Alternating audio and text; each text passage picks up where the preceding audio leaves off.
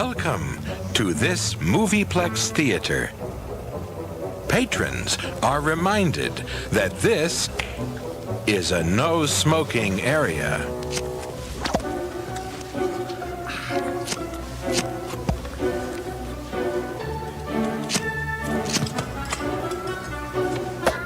Patrons are also advised that talking during the performance is prohibited. And all electronic equipment must be switched off. The consumption of alcoholic beverages is strictly forbidden.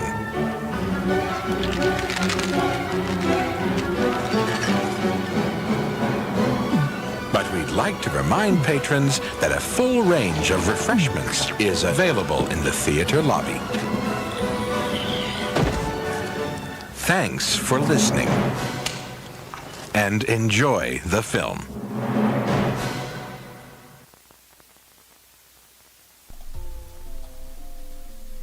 Hello, how are we doing today?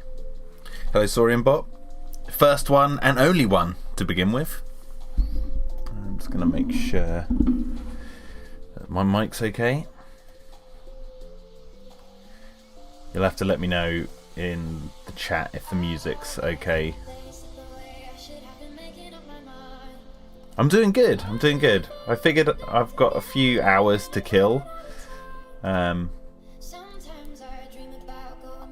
I can do some work tonight, so I thought I'd actually do a stream in the day.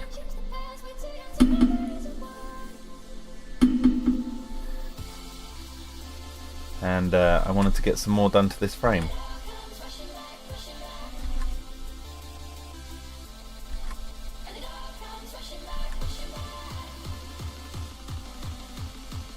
Hello, Carlos. Watching from work. Nice.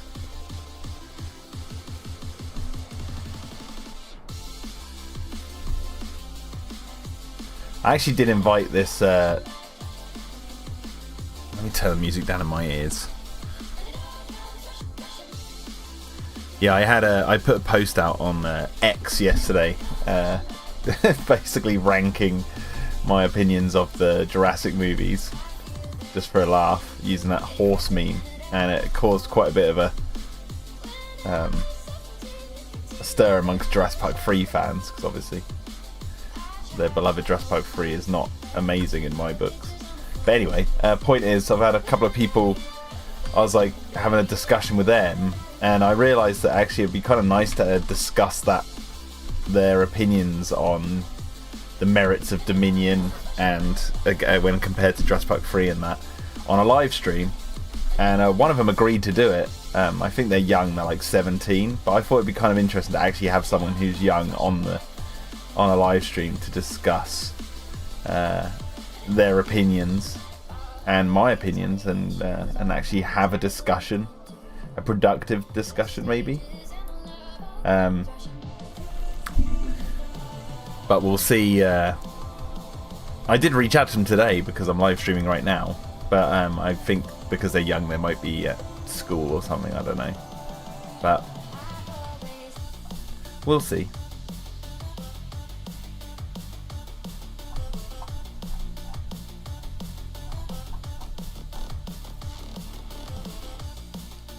Carlos says people are really frost this Bryson as well. Oh, Bryson just will come into like quote tweets or DMs.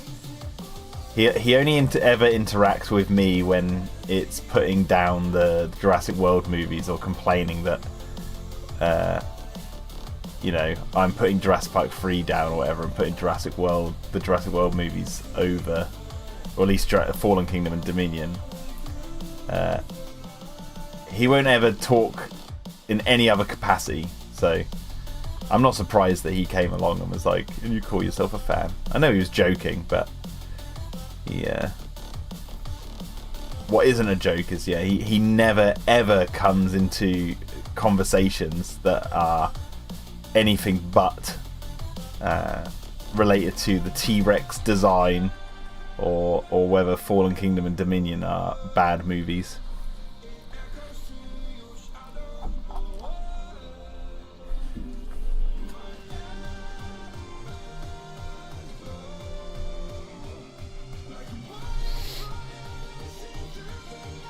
Oh, gross, not Frost.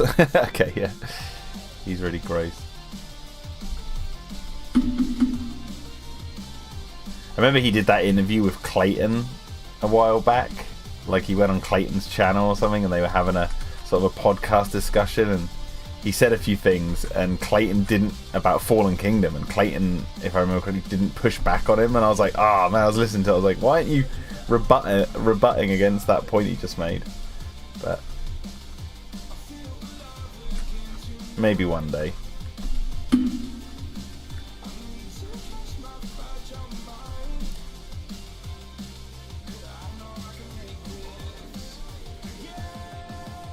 My big thing is, like, I just wish there was more conversations, like, through podcasts, like, you know, or on live streams like this one, where people actually discuss the differences and actually have the conversation about like the merits and the pros and cons of each movie. But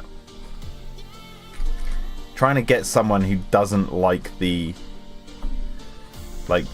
really doesn't like Fallen Kingdom and Dominion to agree to come on something like this to like discuss it is quite hard. Whereas I'd be well open for it. I wouldn't care. I think social media has made people jaded. They're too afraid to actually have a human conversation.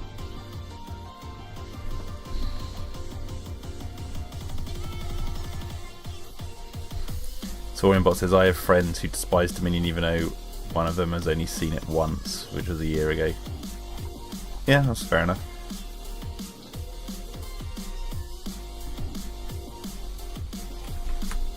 Hello, Alex.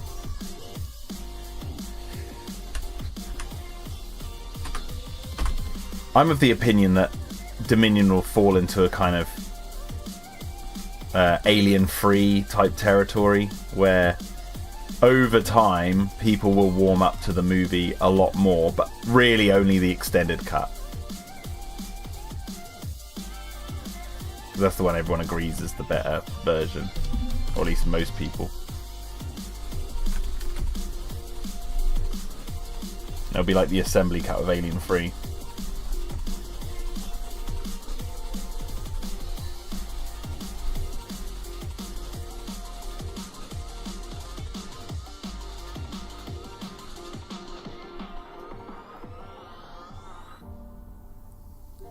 Yeah, exactly. That's why I put that tweet out, Saurianbot. 2042. How Jurassic World Dominion is better than you thought. Yeah, because all the kids who grew up watching that movie who aren't online screeching their opinions will be online defending it if obviously if Twitter or whatever's still around then in 20 years.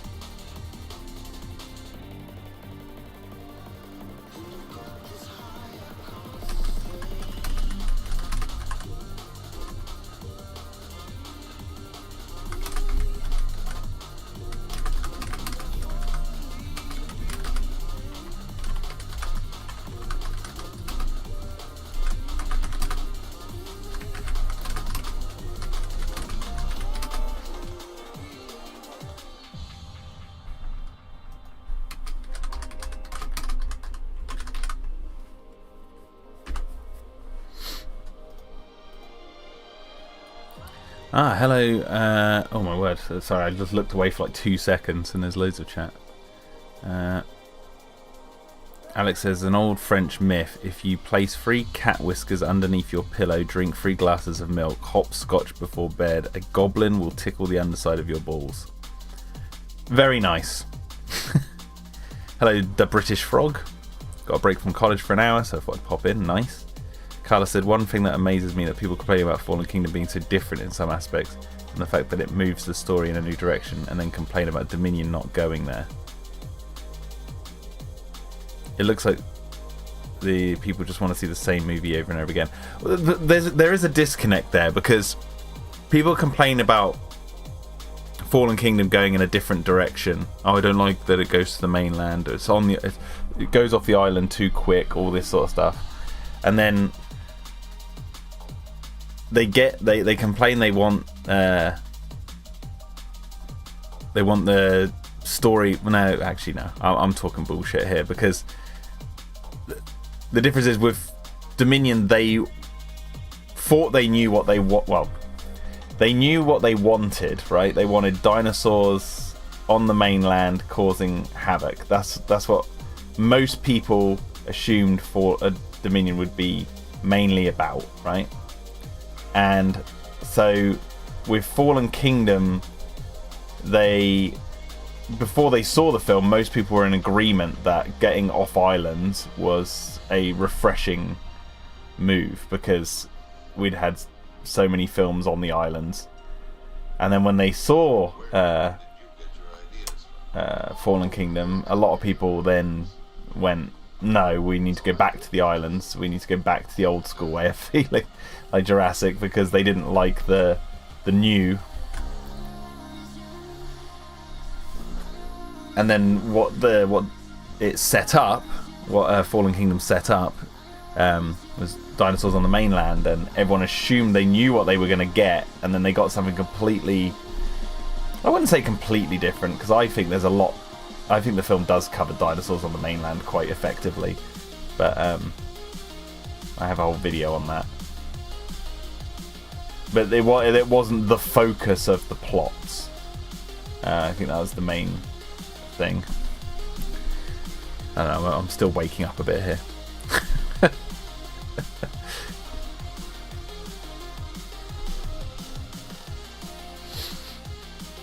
The British Frog says, personally I'd say Fallen Kingdom is my favourite out of the new trilogy. There's something about it that I like so much more than the others. It's probably because it's like the darkest and horror-esque.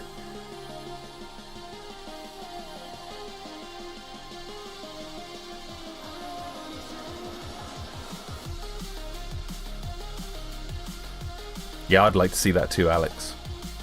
The anthology show post Dominion. I wouldn't like a show. It'd be kind of cool to have something different in that vein.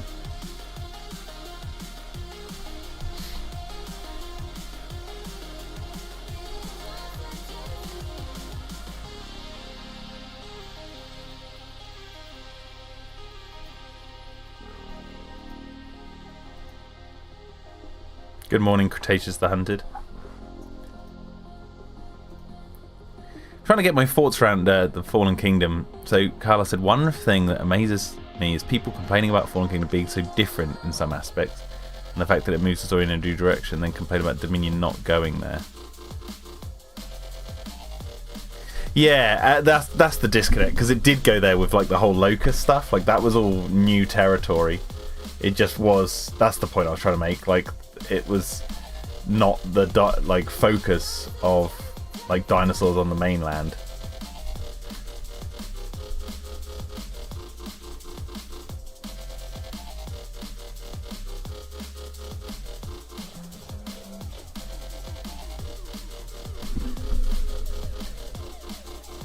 Like the core of the plot, should I say, were not focused on dinosaurs on the mainland. Because the core plots, should I say, in Dominion were Maisie being kidnapped and Beta being kidnapped, and the locusts. Which actually, one could make the argument, I think, that the fact that Beta was a wild raptor, you know, a raptor that was out in the wild, being poached, is a plot involving dinosaurs out in the wild, because Beta was a wild raptor on the mainland.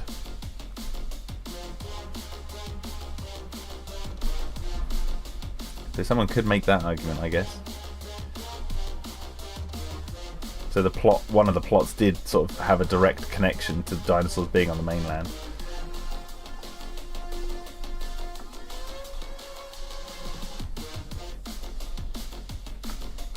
Just trying to get the angle of this gun right.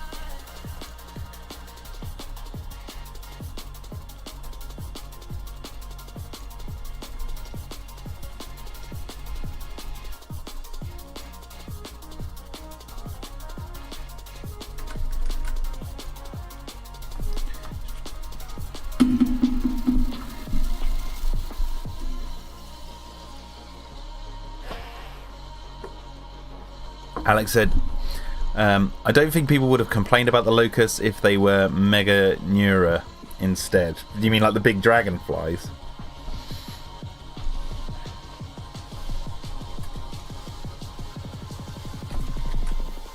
Weren't they in the novel, that particular species?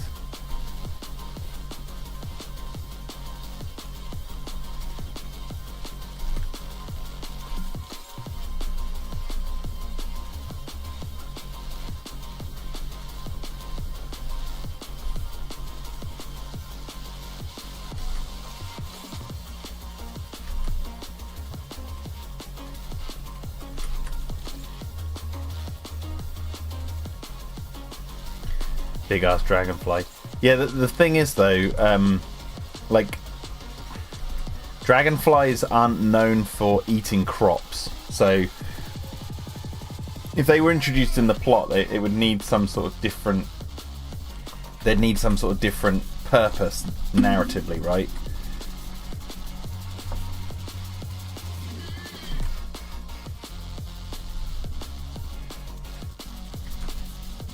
So if you introduce those, you'd have to say maybe they're genetically engineered with locust DNA, which gives them the taste for the crops.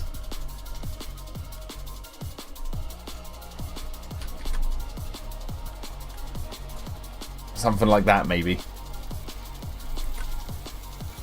Because dragonflies don't eat crops like locusts do, so like I said, you'd need to fundamentally change the plot unless you introduce something like that they're genetically engineered with locusts. Like locusts would have to play some role.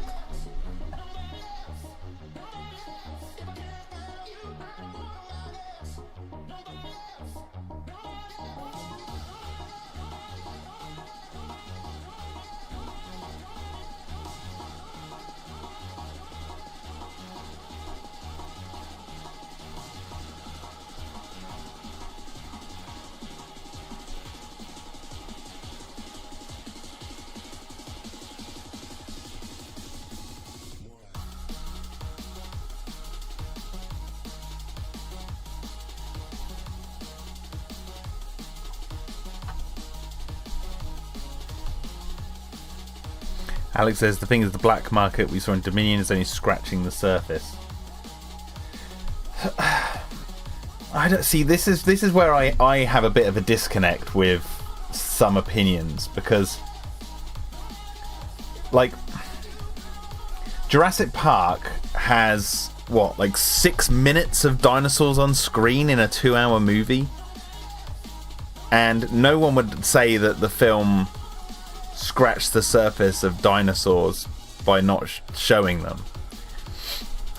Whereas there is loads of mainland visuals and stuff in Dominion depicting the fallout or what happened post Dominion. But I never hear anyone say that Jurassic Park scratched the surface. I would understand if it was kind of like The Lost World, you know, how it only had one sequence on the mainland. Then I would understand, but I don't agree with that, if that makes sense. Because we saw a veterinarian clinic in Pennsylvania they were using to take care of the dinosaurs that they were capturing from the wild to rehouse in a sanctuary. We saw the Now This section that had not only just loads of clips of dinosaurs out in the wild, but also showed a public poll of like what the public think about what they think the officials should do with the dinosaurs that are out in the wild. We saw Fish and Wildlife with Owen capturing the dinosaurs. We saw an illegal breeding site that Claire and Franklin and Zia infiltrated. We see how dinosaurs disrupted a construction site. We see Blue living out in the wild hunting wolves with her infant. Just doing their thing.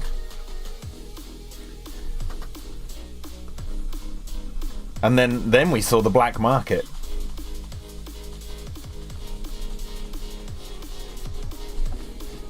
And all that entailed.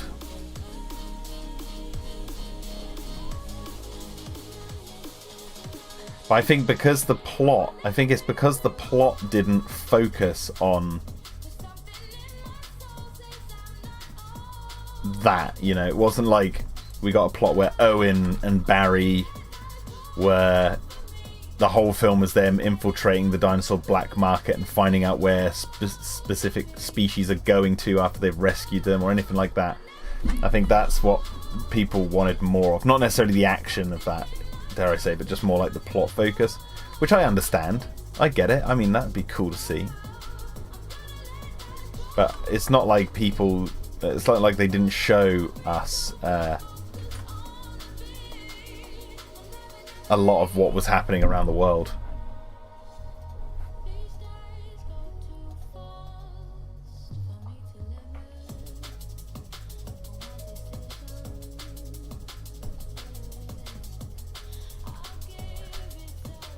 Mr. Pigeon, hello.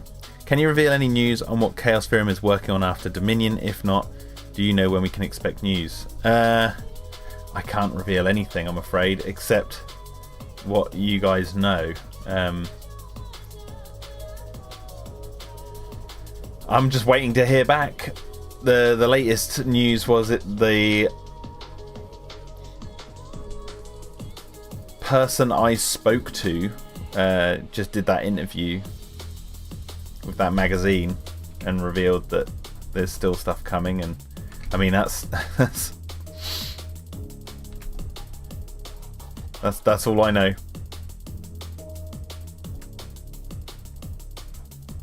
I can say if we pulled off, if they greenlight it and we pull off what we have planned, no other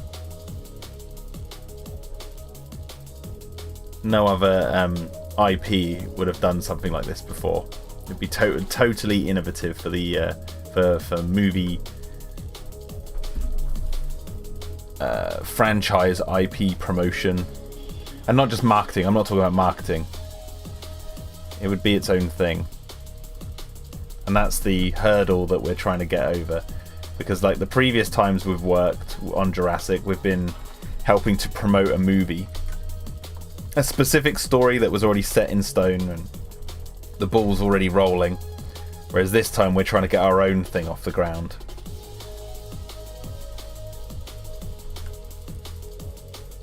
No, I can't. I can't. You can't pay me to tell you. You can't bribe me. I know I haven't signed any contracts. I haven't signed any NDA. So legally I could tell you, but I don't want to tell you because I want the surprise. I don't want it to get out there. I want it to be a surprise if it gets made. I don't want I don't want it to be spoiled. So.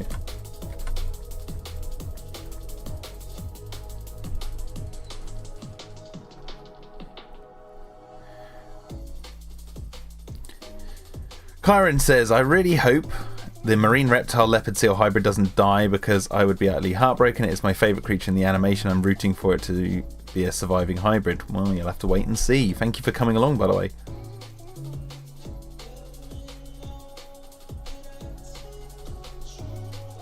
I wouldn't want to see the dinosaurs replace mankind. Says that's what Alex says. He'd like to see. He agrees with Doug Walker. Yes, no. I want to see the humans win. If there was gonna have to be humans versus dinosaur in some capacity in Jurassic, like not like a war, but like who comes out on top, I'm rooting for the humans.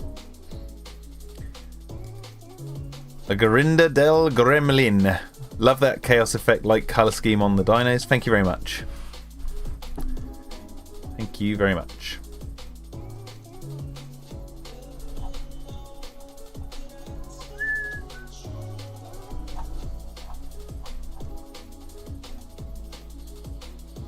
Do you think it could be more difficult for you guys now that Trevorrow's out of Jurassic? Wish you all the best of luck, by the way. Thank you, and yes, because Colin was a big driving force in pushing Universal towards us.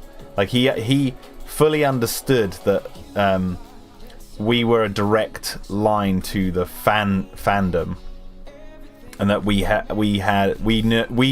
because I interact with the fandom a lot.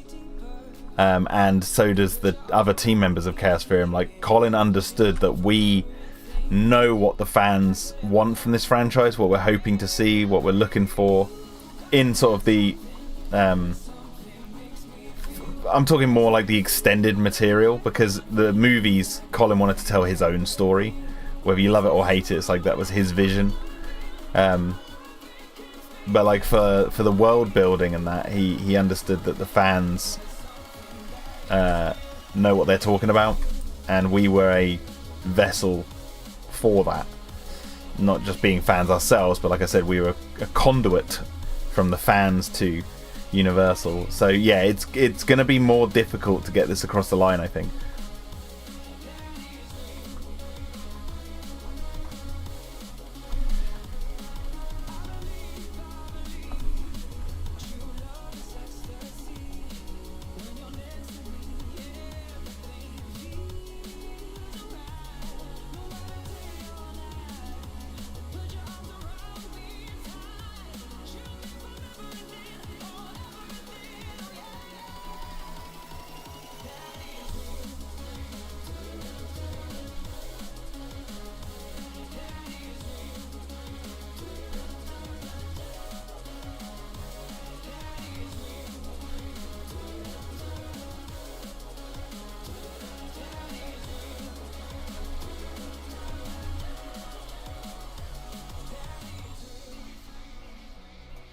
Try and work out where he should fall back to.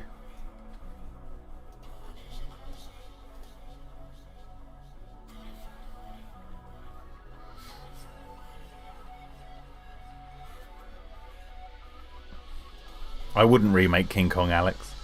Mr. Pigeon says, still in contact with Trevorrow. How's he going? I feel bad for him from the flashback. Just one movie. Actually, he's aiming to make the Atlantis film. I haven't spoken to Colin in a while, but as far as I know, he's doing okay. It was his birthday yesterday, I believe. Didn't send him a birthday message. I usually do, but.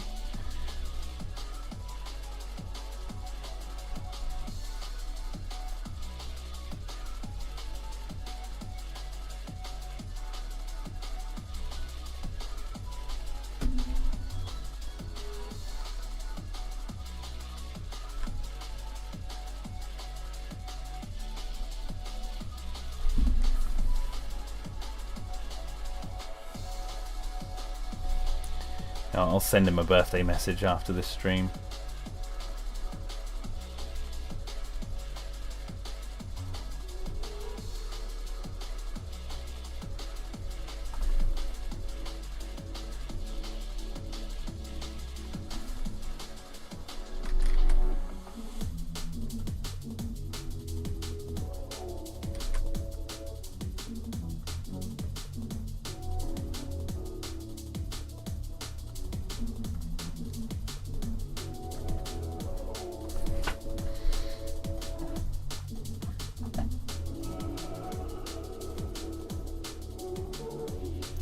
Trying to work out, because he's like grabbing the gun. I'm just sort of making this up as I go along.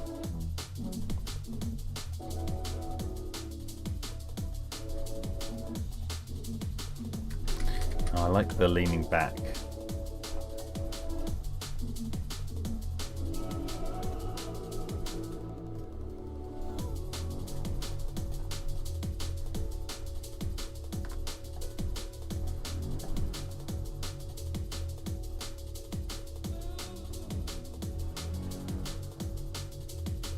Oh, you know what, actually? I might save that for... Let me open up this frame. Where is it?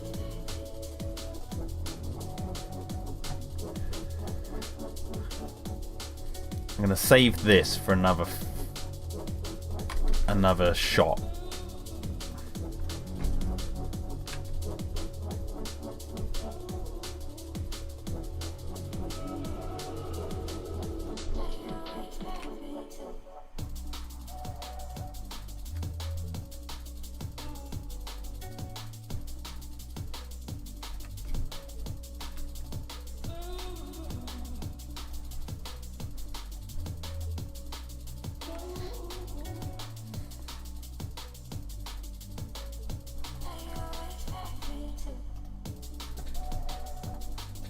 I'm just trying to see the...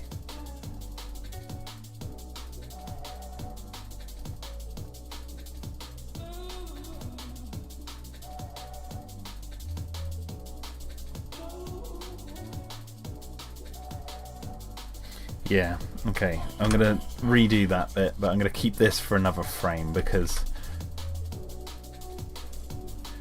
Save this as gun wrestle.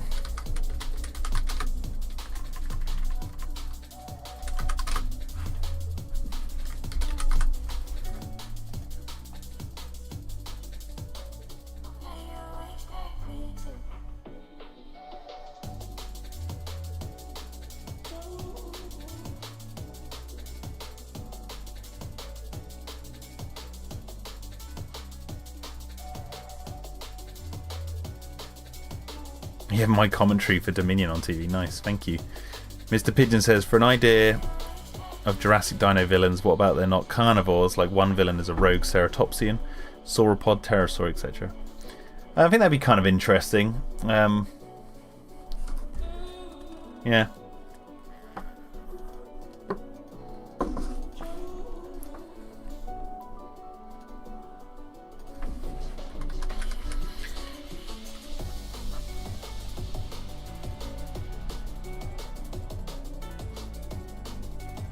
Good to see like one big mean male Triceratops or something.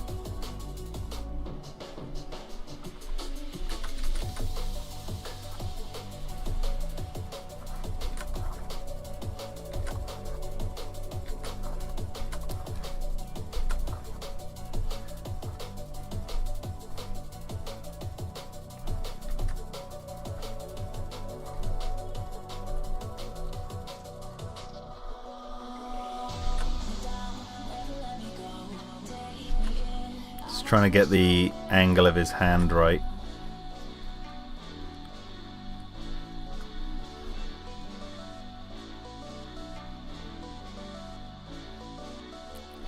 Triceratops has been very undervalued in the saga.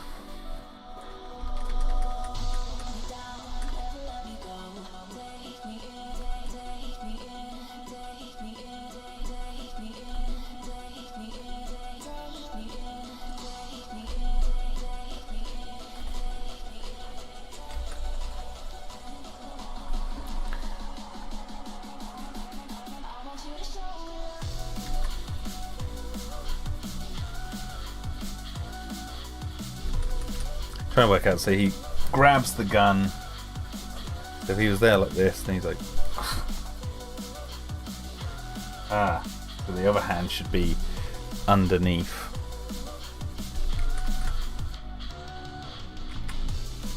Oops.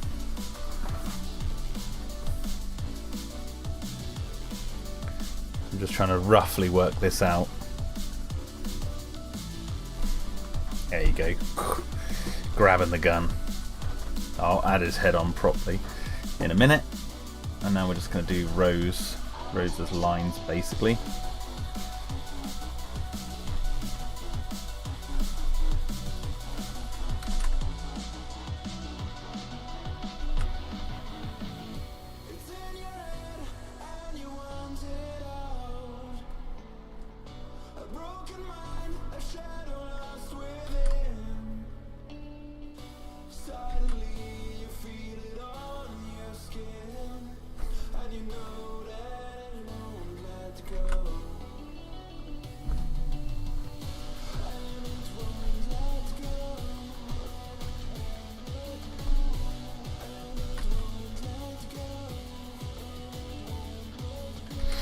Oh no, you actually, you know what? The barrel should end like here. Or there.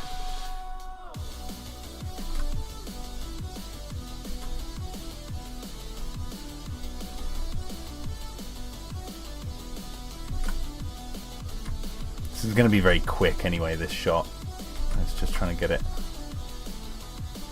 right, at least. Hello, Skinny Devil Lord.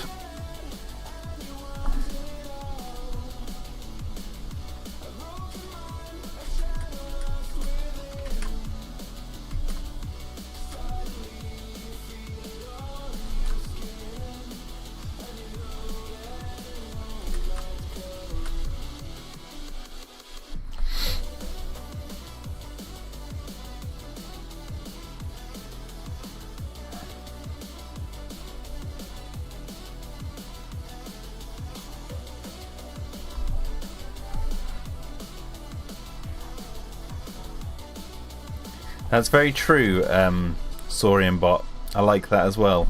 He said, one thing I love about Dominion is how the other plot lines from previous films make their way in. The raptor training plot and the Giga being the true-looking Indominus with proper behaviour. Well, that's the thing, yeah. It's like the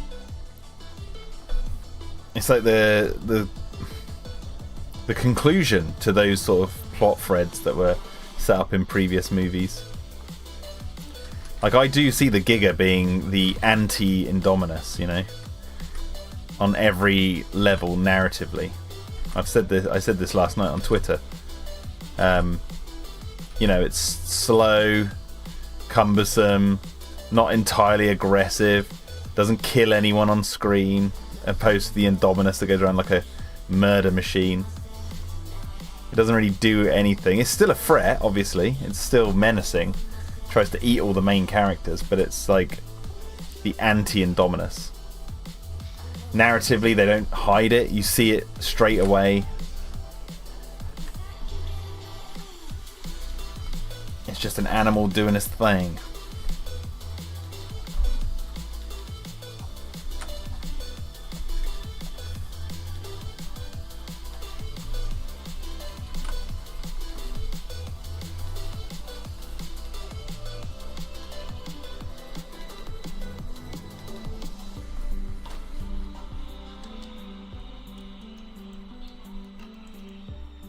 And the Atrociraptors are the conclusion to the training of the Raptors storyline, because Owen's research has basically got out, and then we see him running for his life from them rather than training them. He's like lost control. He never had control even in the beginning, and he knew that. But like narratively, we see him riding alongside the raptors in Jurassic World, and then in Dominion, he's being chased. He's running for his life from them.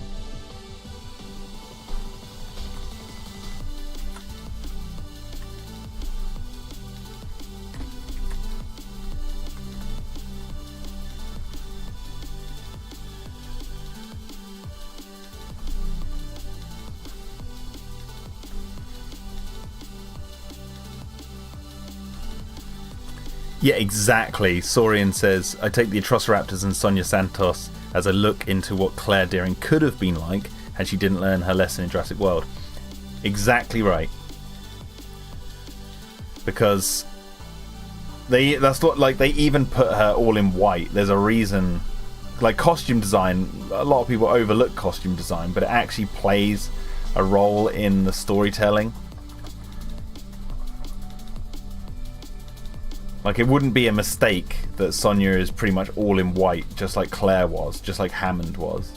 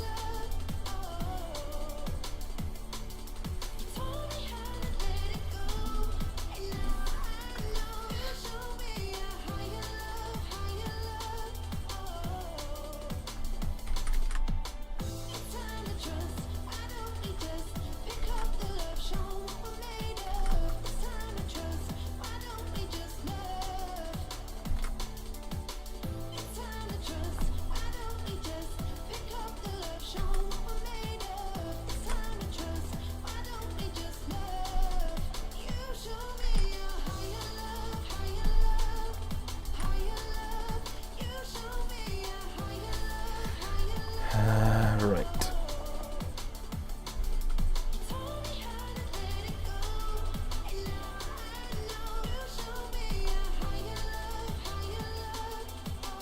Just doing this rough sketch to work out how it looks. Oh wait, no, I need that.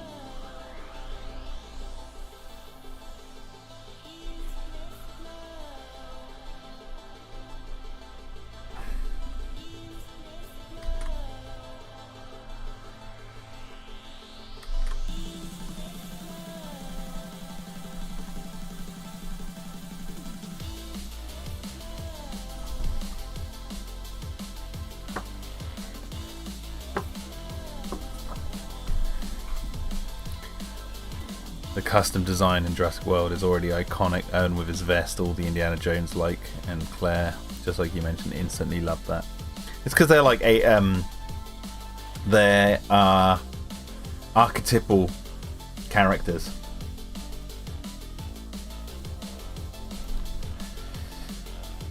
Oh, hang on a second. Hang on a sec. Let me open up this here. Finished reading The Evolution of Claire these days, by the way, and I found it really interesting about, well, the evolution of Claire as a character. Yeah, I didn't buy into that book because, well, see, that his hand is about that big to an M16. That makes sense. Because I don't believe Claire has a boyfriend who gets killed by a raptor at the end of that book, and that's never brought up between her and Owen in the movies, so there's a disconnect between that book and the films, in my opinion.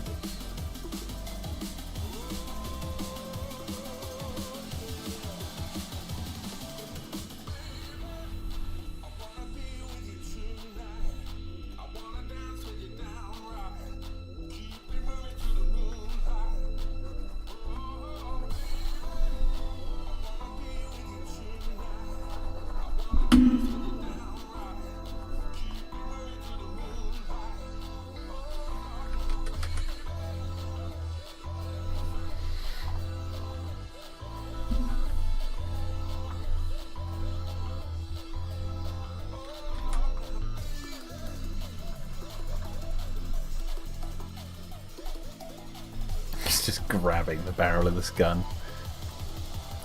Razor Claw says, Claire's old flame that got sliced and diced put a smile on my face. Like, what? So what do you do now, Mark? All over again for me.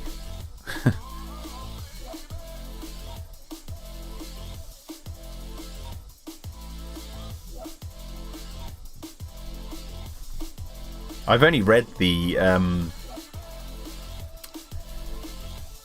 I've got Evolution of Claire, like I've got that book, but I've only read the proofread an early version of the book. I've never read the final one.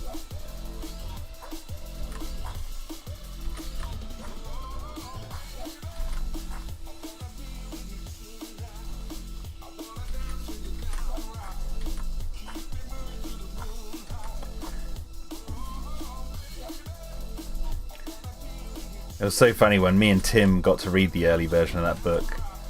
I was so mad because like there was aspects I liked of it, there was other aspects I didn't like because I could see the sort of ideology coming through the book a bit.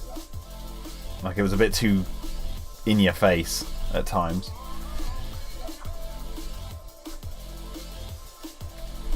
And there was no T-Rex. Like there was not one. Like I think they mentioned the T-Rex a couple of times, but there was not a scene with the T-Rex. And you're like, people who love Jurassic Park are going to read this book expecting to read about the T-Rex, and it just wasn't in there.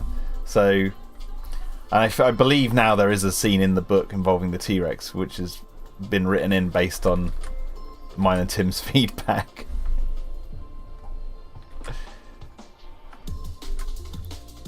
So it's a effing Jurassic Park novel and you've not got the T-Rex in there? Come on.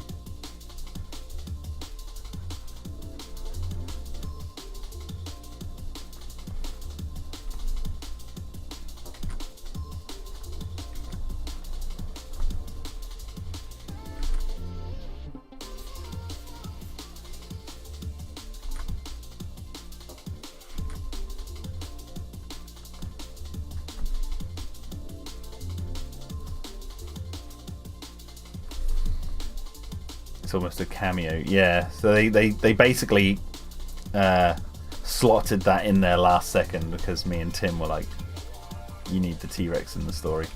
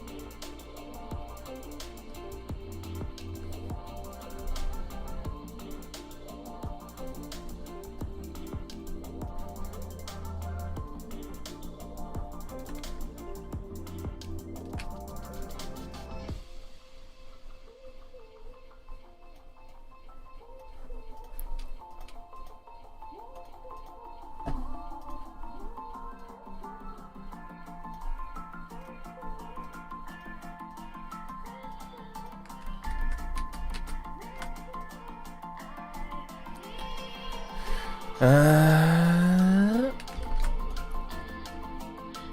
just trying to work out the positioning of this. It's quite a difficult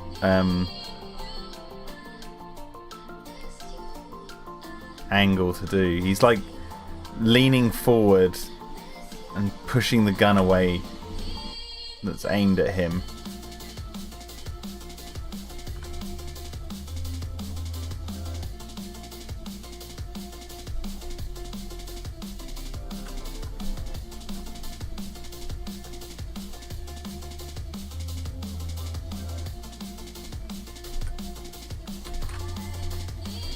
Although does it like he needs to like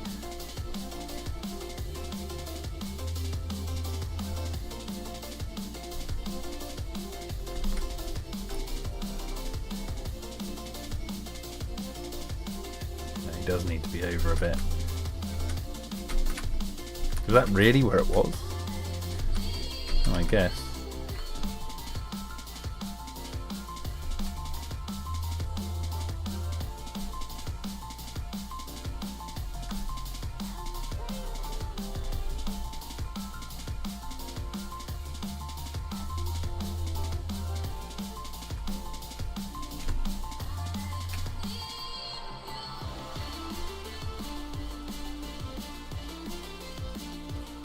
I think I got it.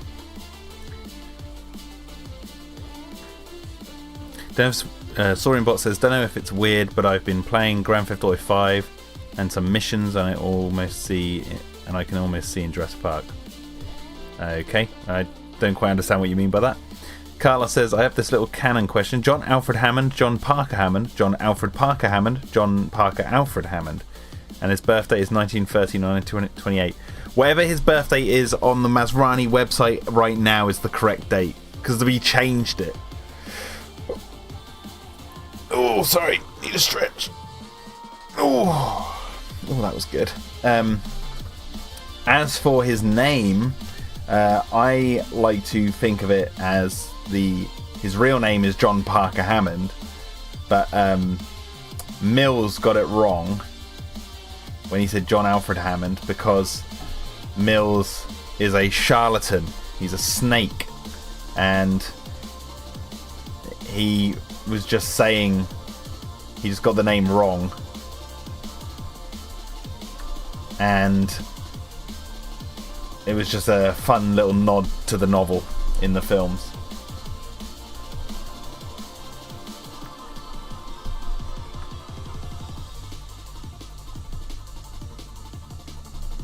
Because, like, Mills is like an evil murderer who's probably more closely related to John Alfred Hammond in character than he was John Parker Hammond.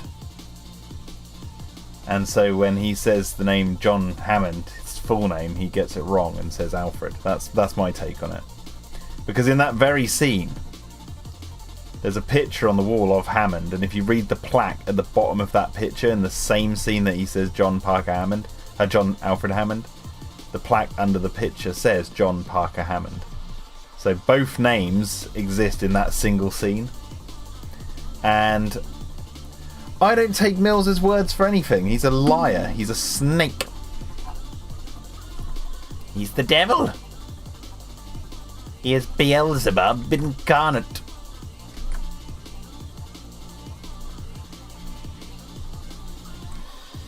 Anyway, right, so let's now do... let's do Rose's lines.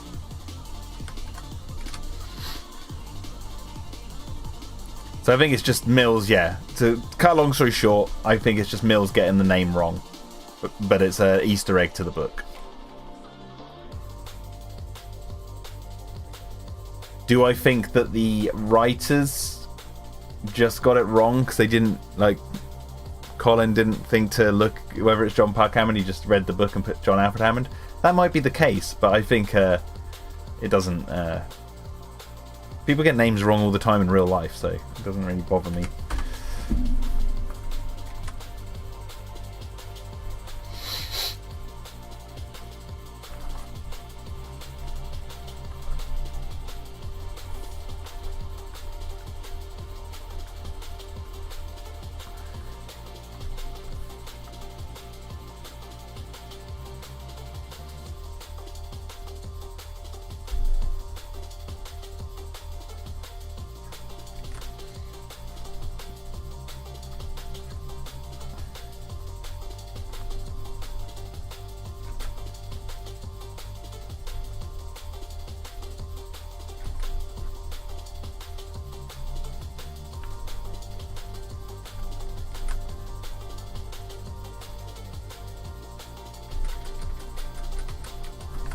Get Rose's face. Where is she?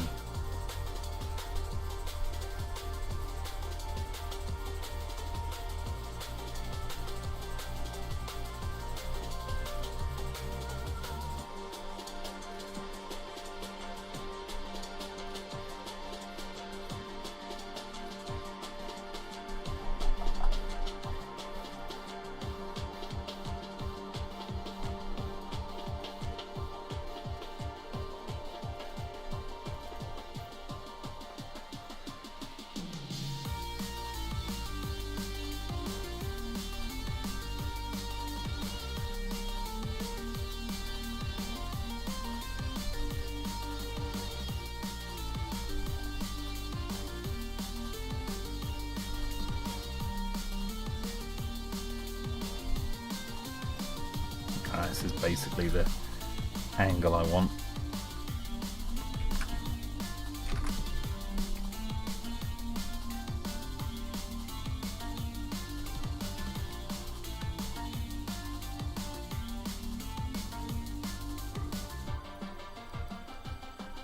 You've been called Miguel, my surname, dozens of times.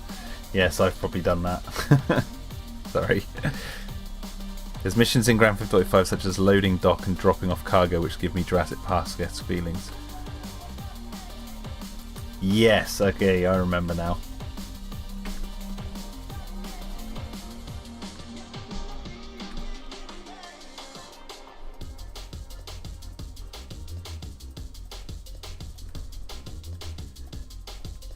There we go.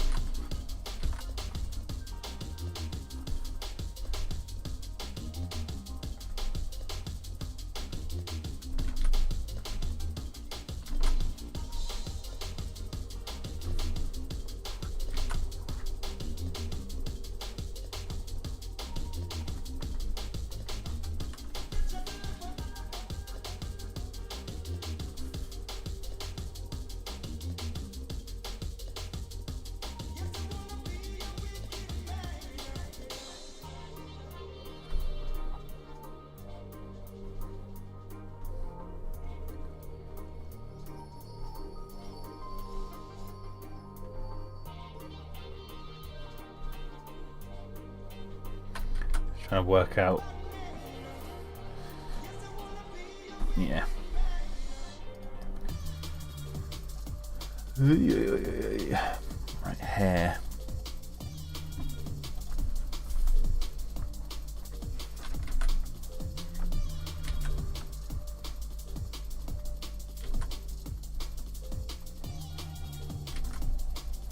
Kind of like giving her like shark fin looking hair.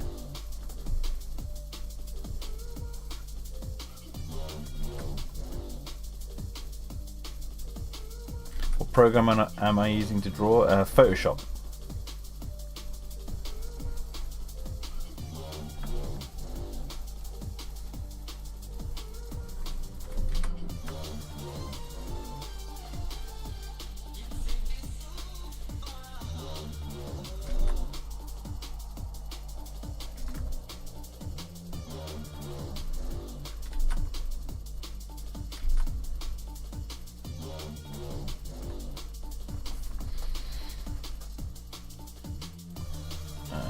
And now I need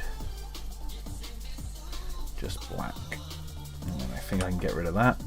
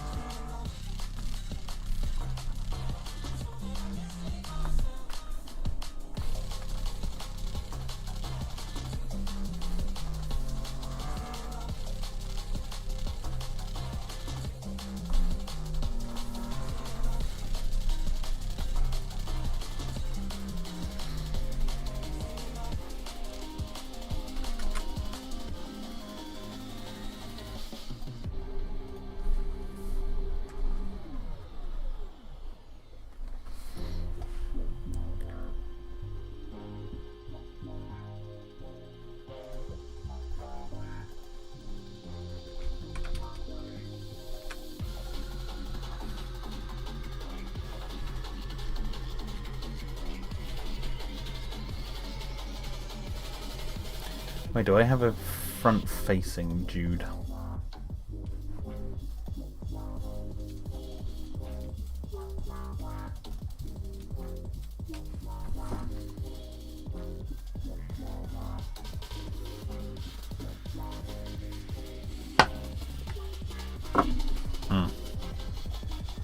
Nah, this one will do.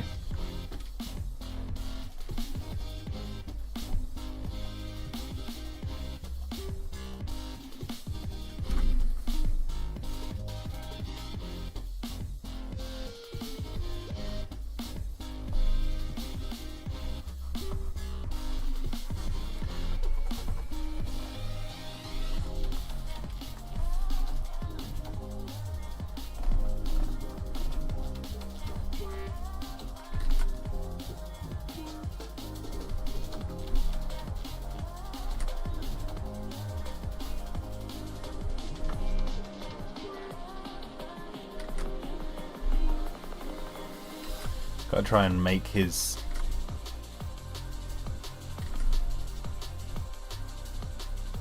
expression look more panicked.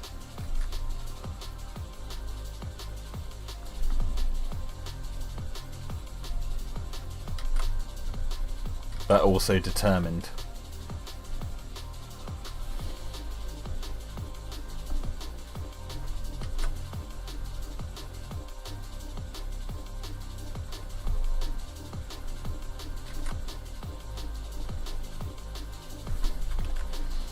Yeah.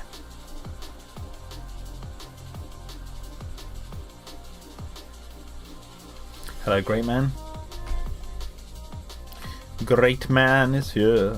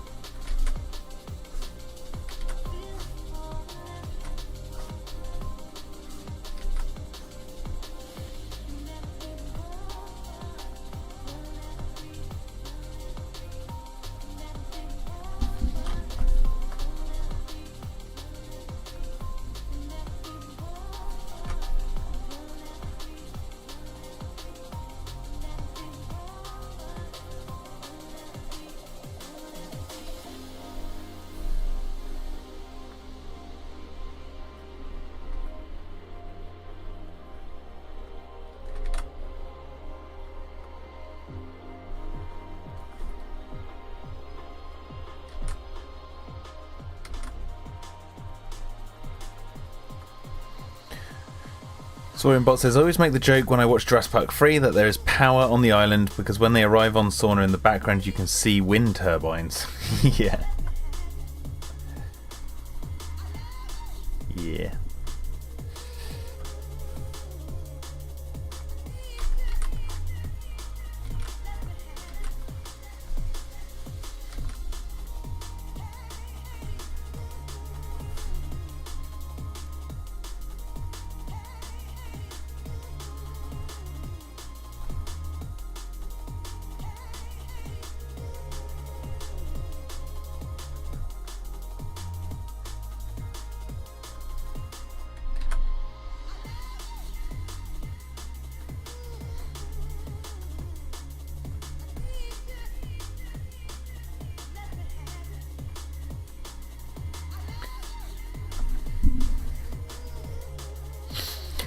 Okay, so I think I might have got their positions down.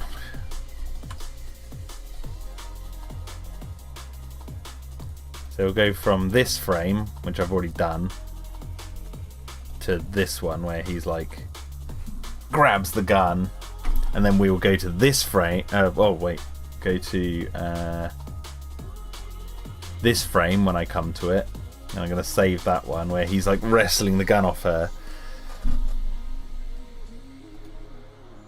And she's firing it, so like there's going to be, maybe even in this shot, she's going to fire it and you're going to see like the muzzle flash going off and like things coming off the wall.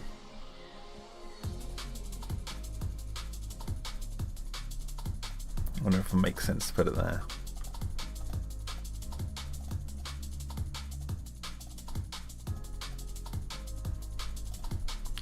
trying to work out the angle of...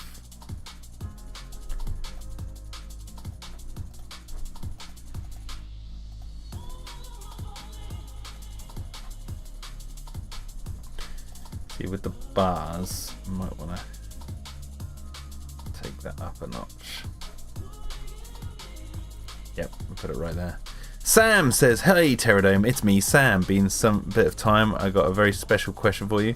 What would happen if there was a crossover between Jurassic Park and 65? Oh my word. It would fundamentally change the canon of Jurassic, is what I would think. It probably wouldn't fundamentally change the canon of 65 all that much, really. But Jurassic Park's canon would be in ruins." And that's not because 65 is a bad movie, but 65 introduces that there are humanoid aliens out there, or that potentially we are descendants of those humanoid aliens. So that would change the perspective of Jurassic Park entirely.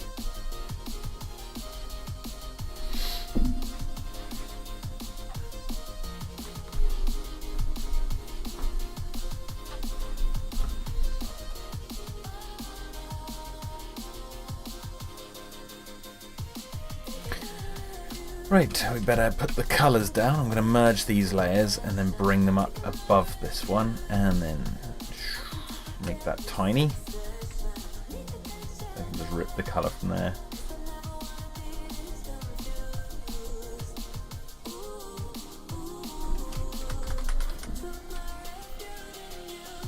Oh, cool.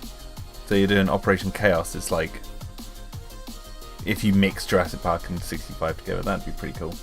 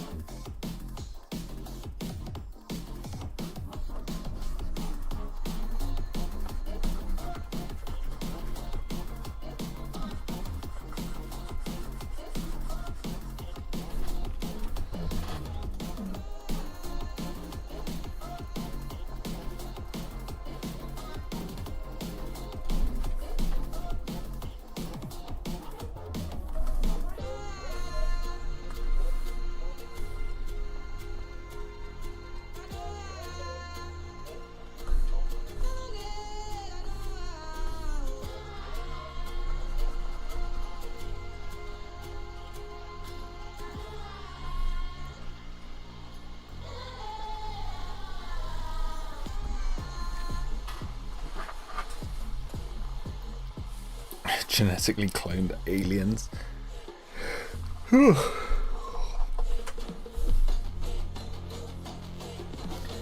I think the closest we got, and maybe my memory's failing me, so correct me if I'm wrong here, but the closest we ever got to aliens in the Jurassic movies was that newspaper clipping in the first film on Grant and Ellie's fridge in their trailer that said dinosaurs had been found on Mars. or something to that effect. It's the closest we ever got to dinosaur and aliens in the Jurassic movies. Saurianbot says, sorry, what? Yeah, in Jurassic Park, actually, look, what I'll do is I'll pull it up now. I'll pull it up for you on screen. Jurassic Park screen caps. It won't take me long to find.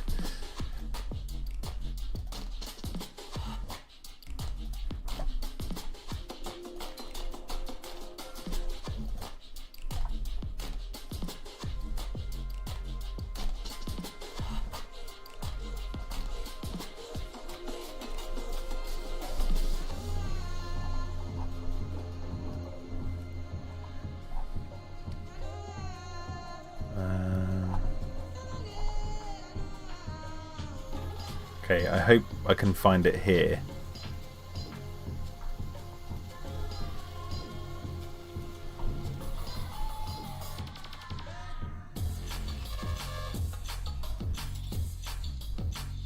Oh man, I need like a 4K version of this to properly see it.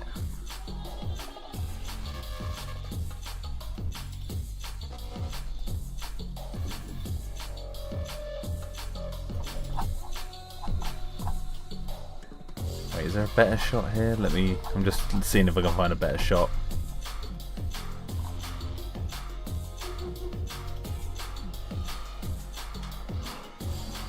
Okay, so let me put this full screen and then do this. Right. So here in this scene here, if you look on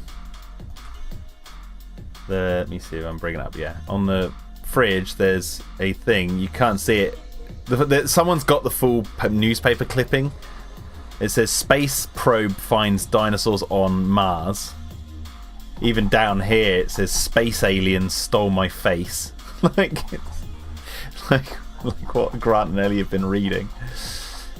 Yeah, space probe finds dinosaurs on Mars. I'll see if I can find the actual clipping.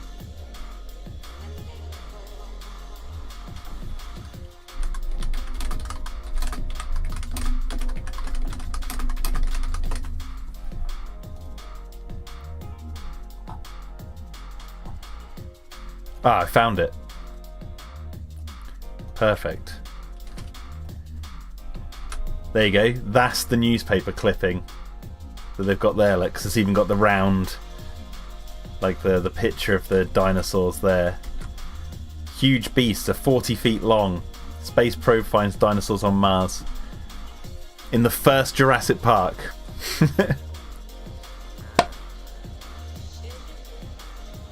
Oh, hello, Krask.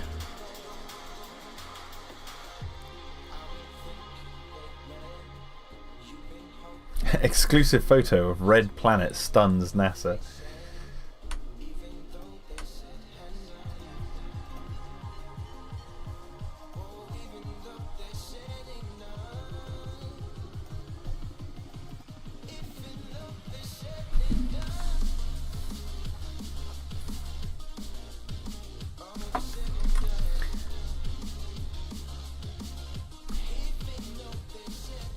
Obviously, in the comics, there's the green flame, which I think's meant to be related to aliens in the Return to Jurassic Park comic book series, or whatever it was, or the Return to Raptor. There was that mysterious green flame, which no one knew what it was about, and the comics discontinued, so no one ever found out what it was really about. I think interviews with the people who were working on the comics revealed that it had something to do with aliens at one point, but.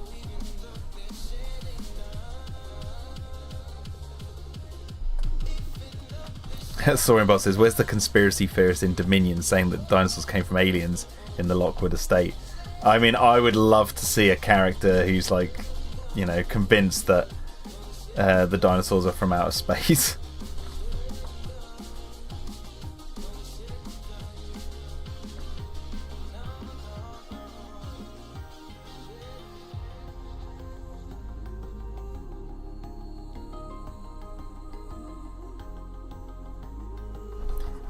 It just makes me laugh that like Alan and Ellie have that in their caravan. Like that's the kind of stuff they've been reading.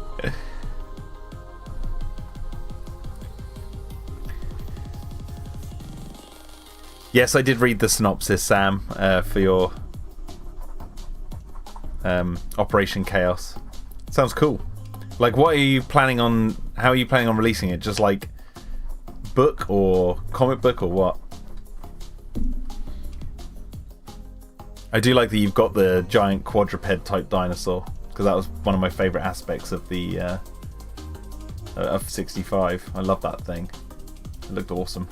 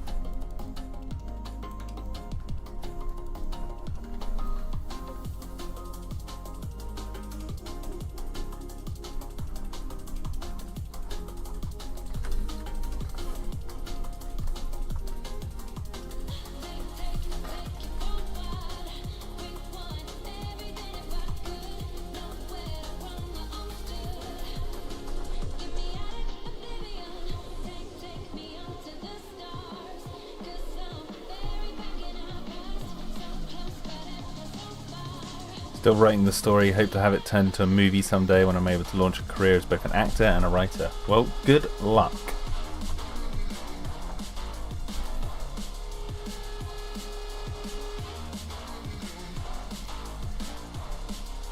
Sincerely, good luck, because that's one of the hardest industries to get into, and plus preserving your original artistic vision as best as possible is, I hate to say it, next to impossible in the modern creative big industries.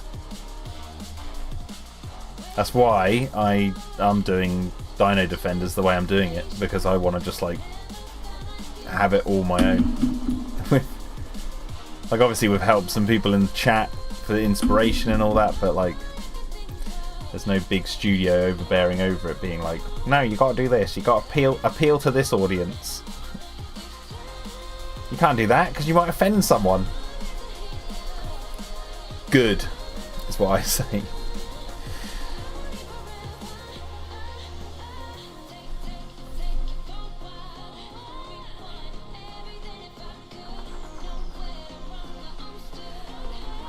Can you remove this bit of the story because we're trying to appeal to the Chinese market? No.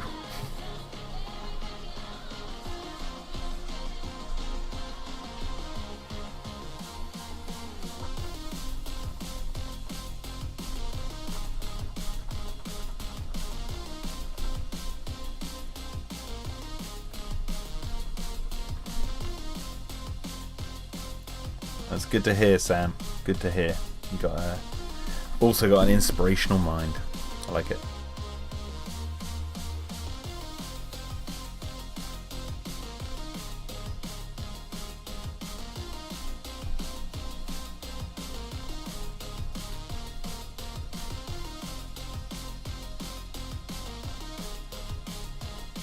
See you later, Skinny Devil Lord. Thank you for popping by.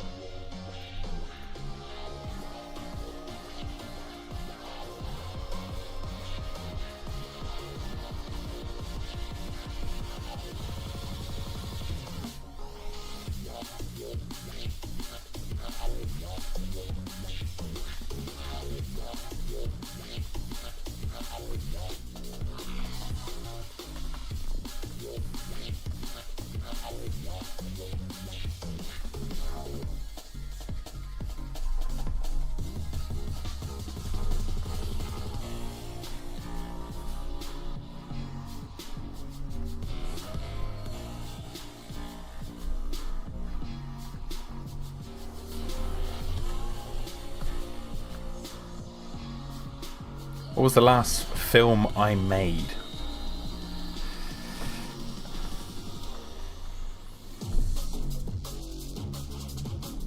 I mean, not including the YouTube videos.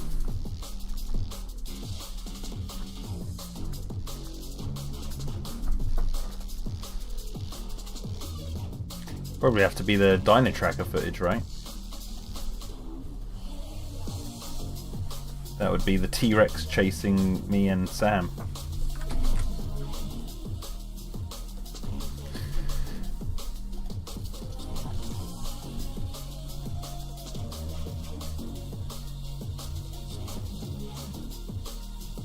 After you finish Dino-Defenders Extreme, what would happen next? Have you seen the kaiju film Rampage? Because they've got me thinking you could do a kaiju series after this. Oh, I am not doing a kaiju series. I don't know what I'm going to do after this creatively. I know I want to read a bunch of books and I want to work out and look after myself. And I want to...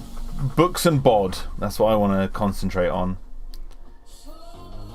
Getting fitter and reading some books that I've been meaning to get to, and promoting Dino-Defenders. That's all I want to do. Yeah, not counting YouTube, I would say it'd probably have to be the T-Rex attack video that we made for Dino Tracker was probably the last film I made.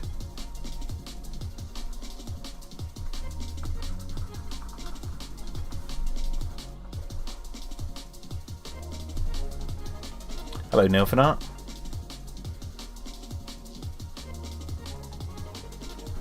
Unless you want to count fan films, but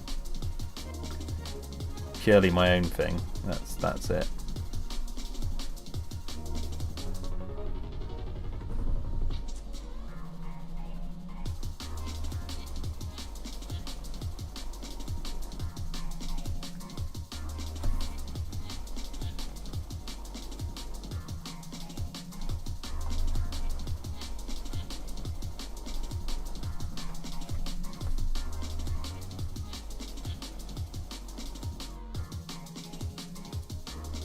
I'd say after you make Dino-Defenders, you should go back to making movies like the good old days.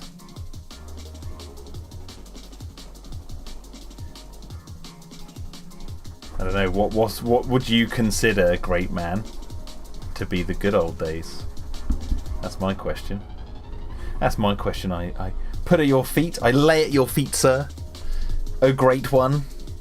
What would you consider to be the good old days of my filmmaking?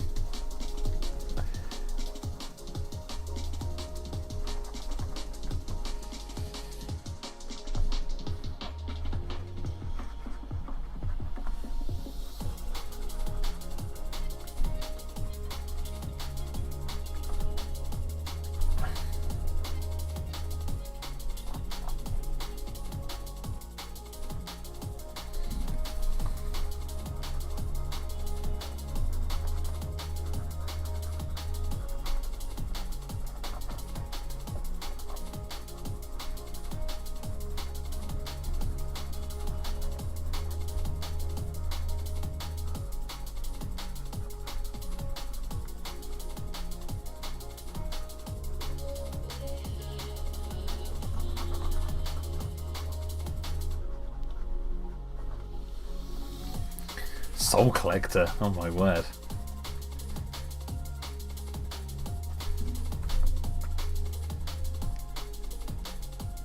Soul Collector was a load of rubbish though.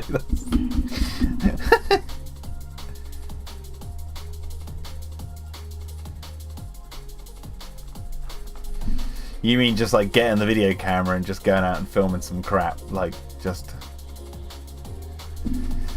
Yeah.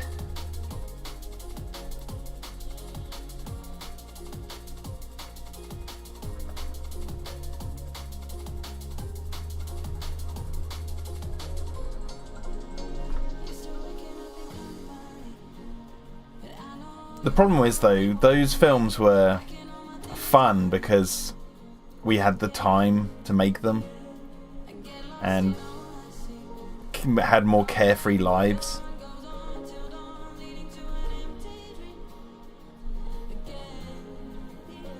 And most of the people in them have moved away, or I've moved away from them. I'm still friends with them, but organising, you know, just hanging out. Oh, what are you doing today? Oh, do you want to make some dumb movie? It's kind of those days of, they're very hard to come by now.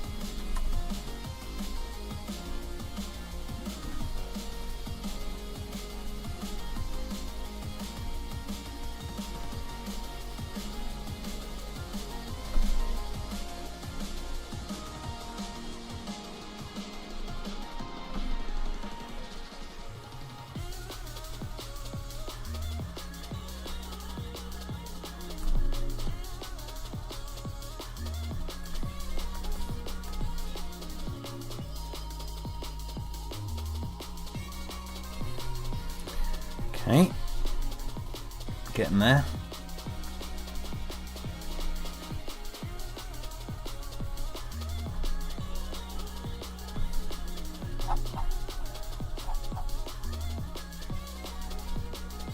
Colour in his nipple.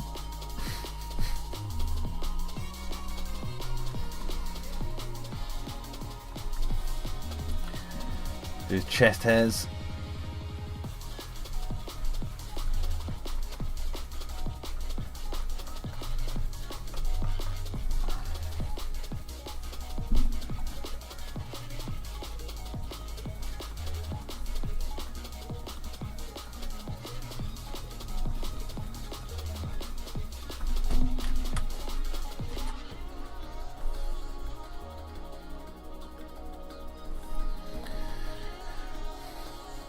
Don't forget the nipple. Yeah, yeah, exactly. The devil's in the details.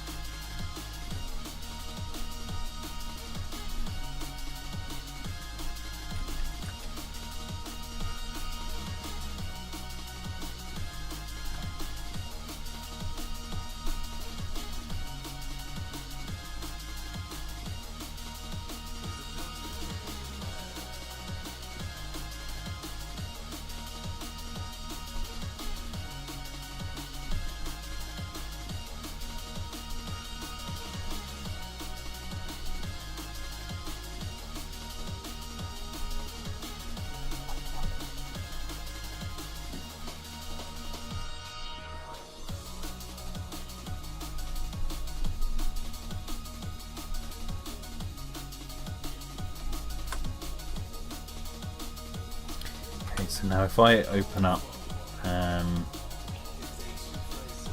the frame that's before this, where is it? Here it is, this one, which I did last night. So he's going to go, Arr! Oh wait, there you go, you can kind of see the difference in frames. So I need to do the lighting on him.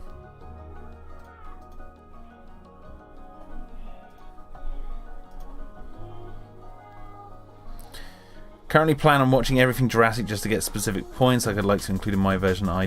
Wait, let me read that again. Currently plan to watch everything Jurassic just to get specific points I'd like to include in my version idea of a Jurassic reboot of sort. Not that I want to reboot of Jurassic, just a fun idea for me, in my idea of a Jurassic reboot. Okay.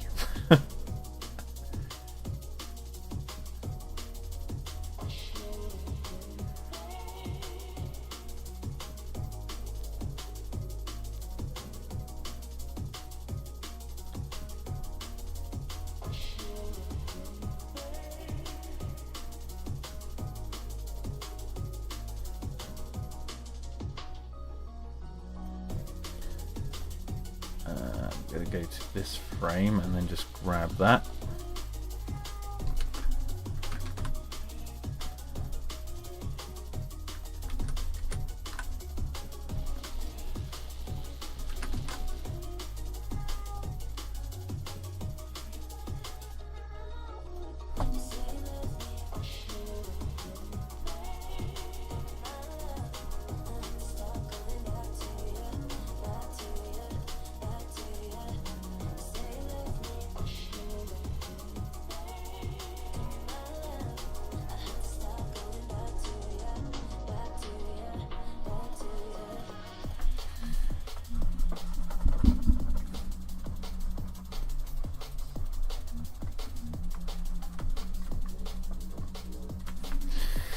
Okay,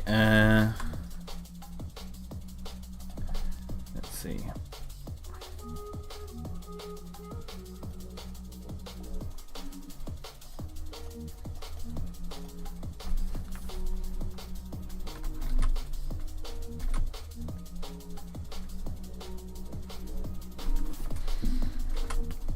No, I'm going to make Rose's eyes look a bit crazier.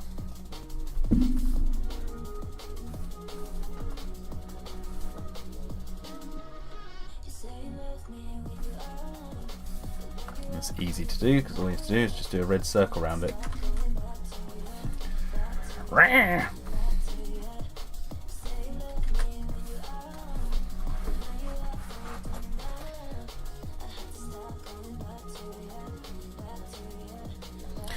And now, because she's gonna fire the gun a couple of times in this shot, or like she's gonna begin firing the gun when he removes it from her hand, I need to add in the lighting.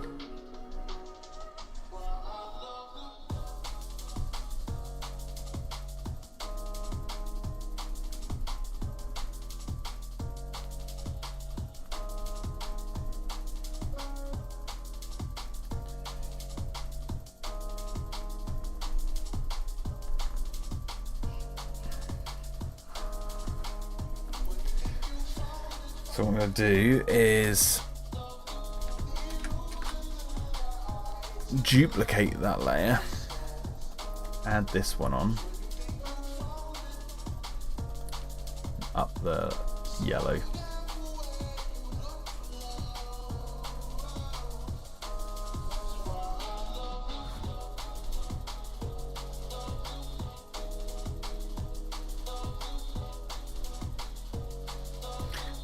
Carlos says, if you had total control of some Jurassic film series book, whatever, there's any specific creature you'd like to include and not yet depict animal, I mean.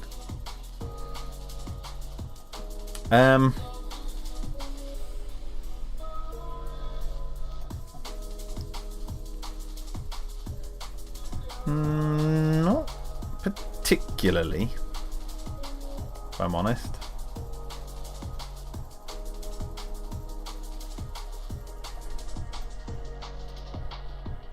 Nothing jumps to mind, really. I think there's just utilising what they've already got. Suchomimus, maybe, actually?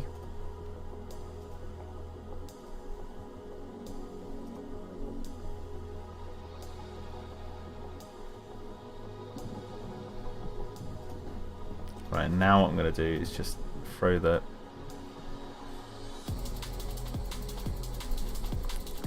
There you go. So then when she fires the gun, it goes... And you see the like the lighting change. Oh, I need to change the lighting in the background as well. What I might do is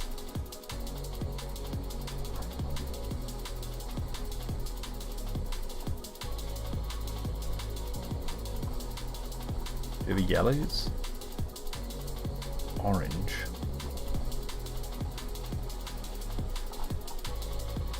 Oh, just a basic one. I should have been babe.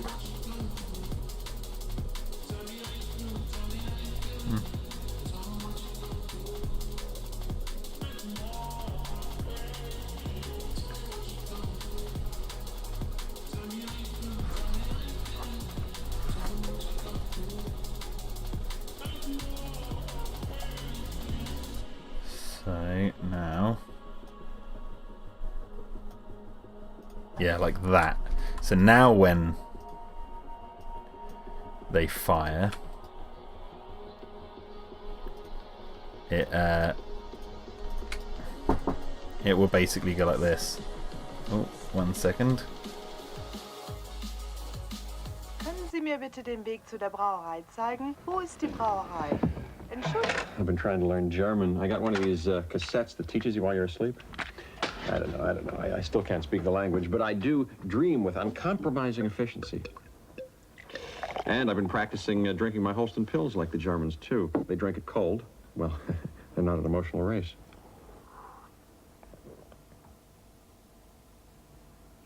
Not a flicker. Conventional bladed fans chop the air, causing unsettling buffeting. The Dyson fan has no blades, generating smooth, cooling air. No blades, no buffeting. Find out how at Dyson.com. The unexplained phenomenon is heading for Moscow. When you've got just 28 minutes to save the entire planet. The clock is ticking. You better hope you got the right computer.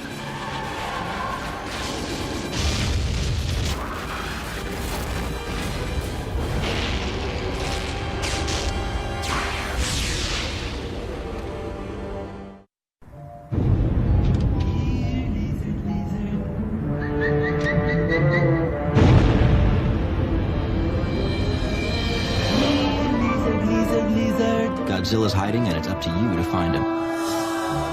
Just buy a medium or larger drink. If you find a Godzilla, use your decoder to reveal what you've won.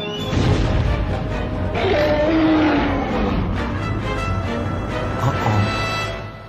I think I need a bigger box. This summer, how fast can you swim?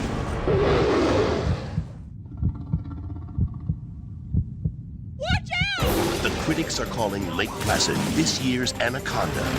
Don't miss the movie everyone is screaming about. Swim to me! Lake Placid.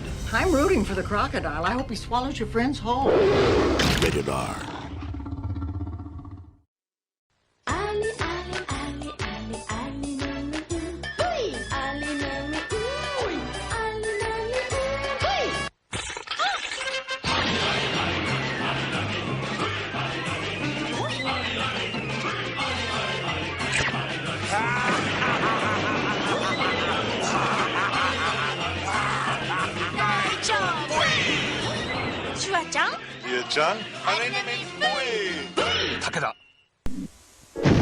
Hey, what's that sound? Something big. 4 years ago, a movie captured the imagination of the entire planet. Go as fast as you can. On May 23rd, Steven Spielberg will take you to a world beyond imagination. It's coming back! The Lost World. This film is not yet rated. Starts Friday, May 23rd. This is an extraordinary little device, this is. It places your data on a seamless global network, the only global network owned by a single company.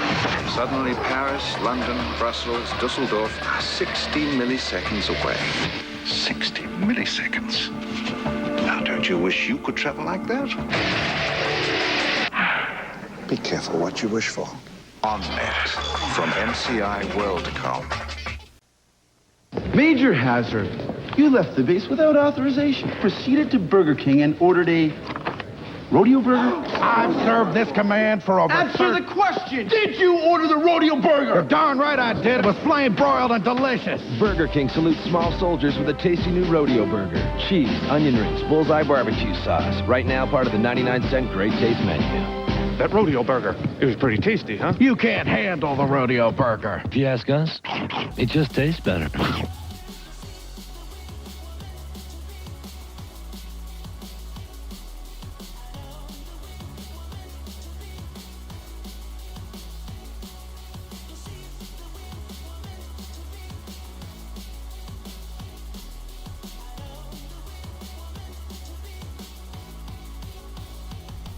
My mic was off.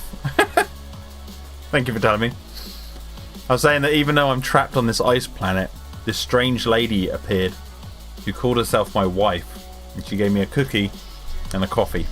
So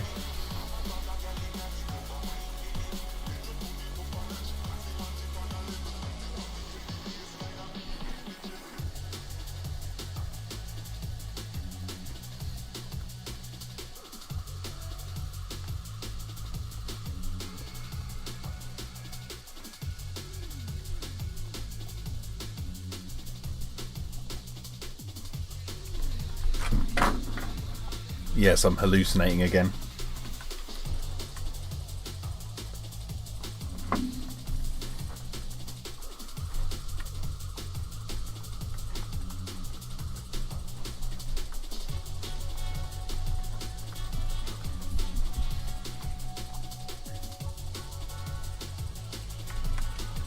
See, there we go.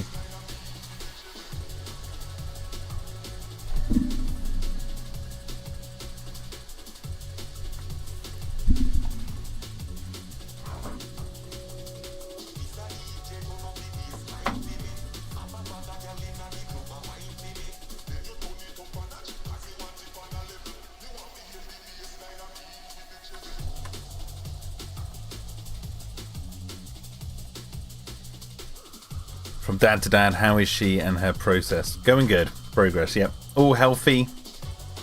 Number 2's coming along nicely. Very excited.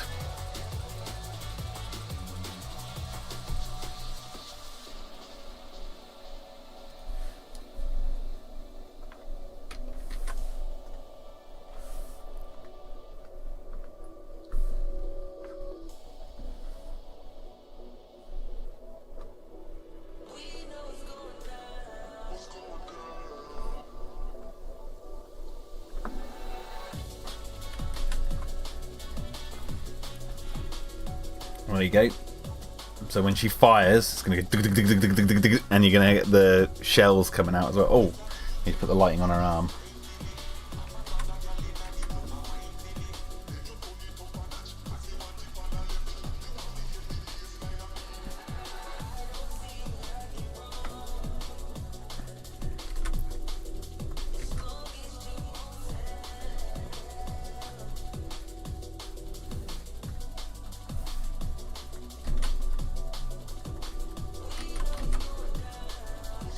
You know how hot this barrel would be if Rose was actually firing it.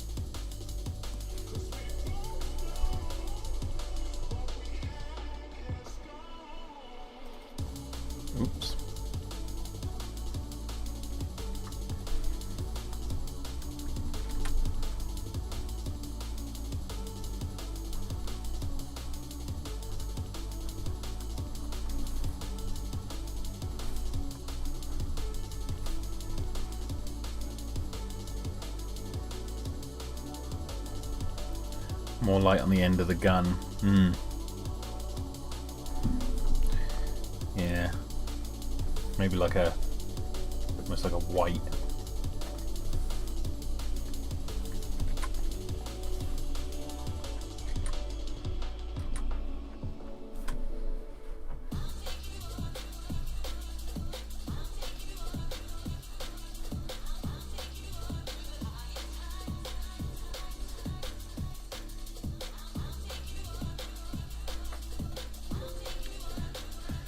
Alright, so got those frames done, and I'll edit those together off screen. Let me open up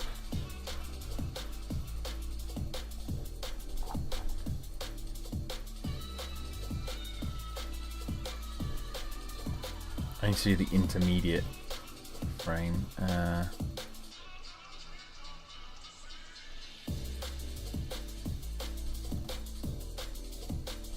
No, not that one.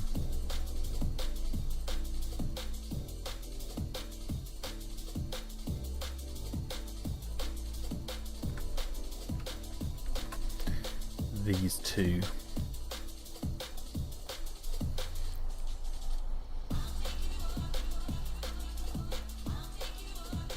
Ah, well, I've just got it here. So this frame, I want to do some editing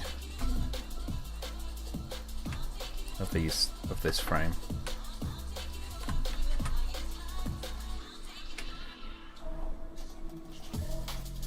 With the number of frames I've done in episode 5, where I'm up to, it says frame 83 and then frame 85. I need to do frame 84, which I haven't done yet, which is this frame, which is actually set before the one I was just working on.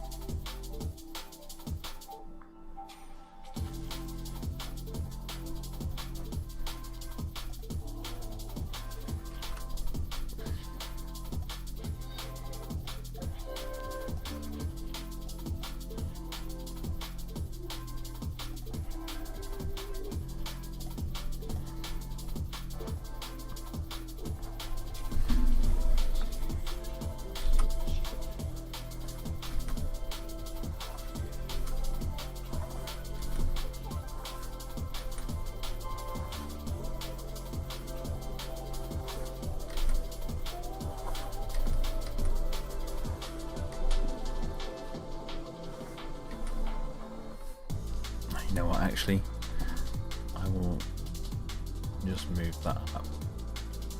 That.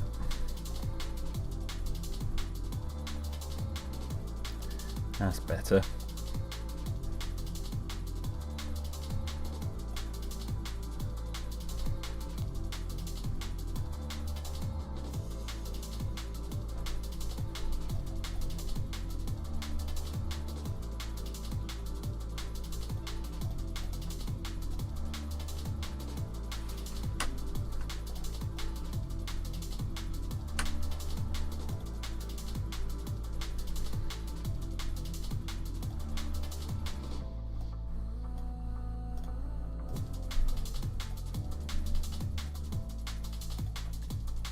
Apply a filter to this.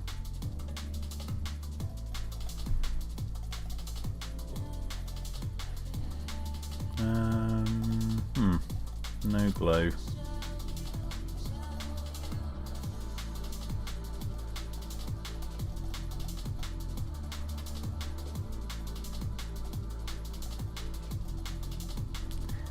What? Film grain, that's what I'm looking for.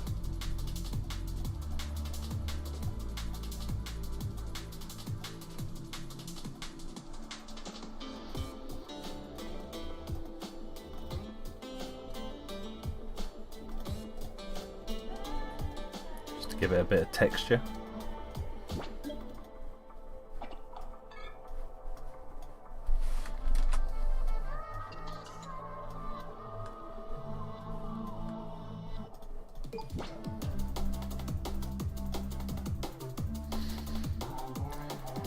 And now, basically, I just need to redraw him in this position, but with his mouth open.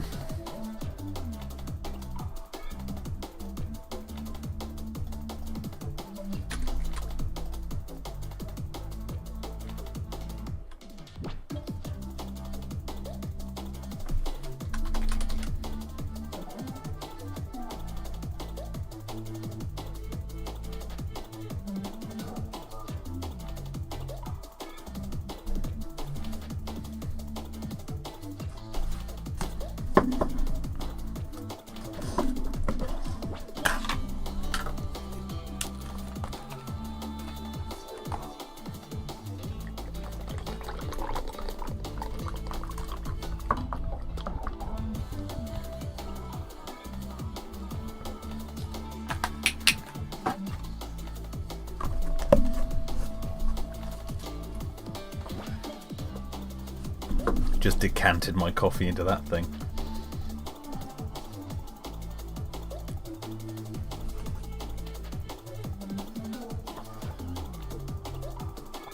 Robots or aliens? What?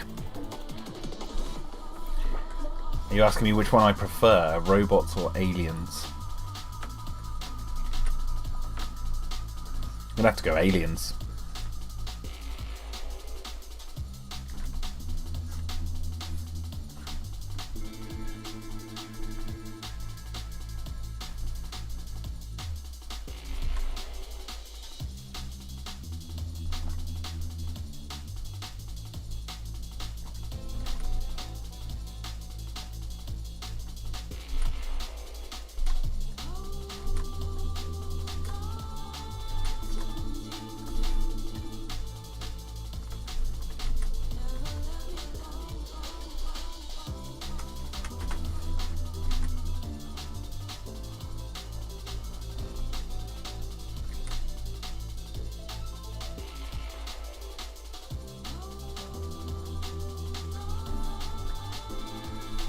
Sammy T asks, what are your thoughts on Winnie the Pooh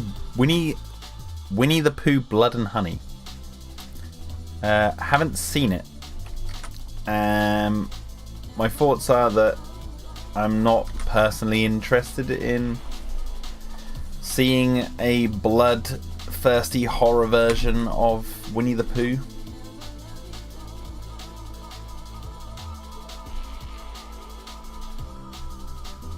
Not really in the wheelhouse of my interests.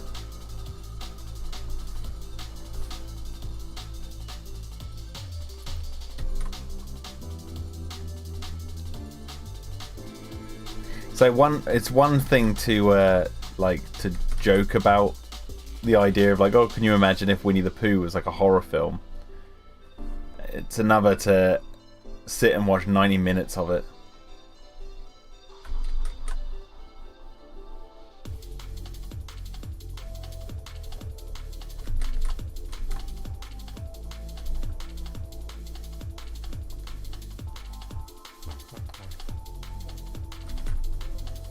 For me, the joke's already sort of run its course before you even watch the film.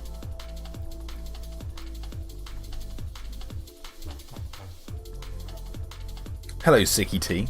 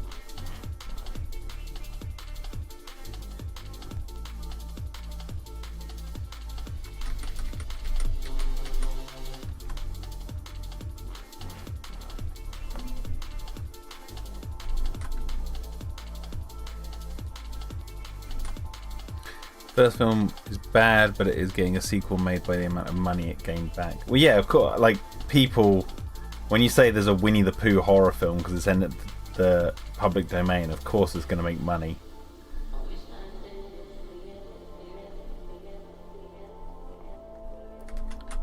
What makes me laugh is, you know, if you watched my 30 Dumb Dinosaur Movies marathon on here, one of the last movies I did was called the Dinosaur Kingdom or something. I can't remember the name of it now. It was like the last one, Kingdom of Dinosaurs or something like that. And that is produced by the company Jagged Productions, who made Blood and Honey. And they're a British production company. What I don't understand is how, like, you watch those movies and they look so independent and bad. Like, what I don't get is how do they get made? Like, where do they get the funding to fund these movies? Because that makes me think, like, well, maybe I should make a big movie. Like, if I had the budget that they had, I reckon that, and with the talent of, like, Manuel, I reckon I could make something really cool. Because the actors in Kingdom of Dinosaurs weren't that bad. It was just, I think, like, they probably weren't given the proper direction. I could see potential in them. The framing of the camera work was boring. Like, you need to up the camera work, make it better.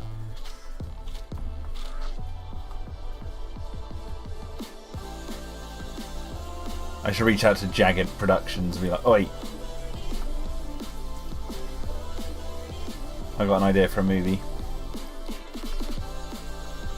I've got a guy who can do effects really well. I've got a team who can do effects really well.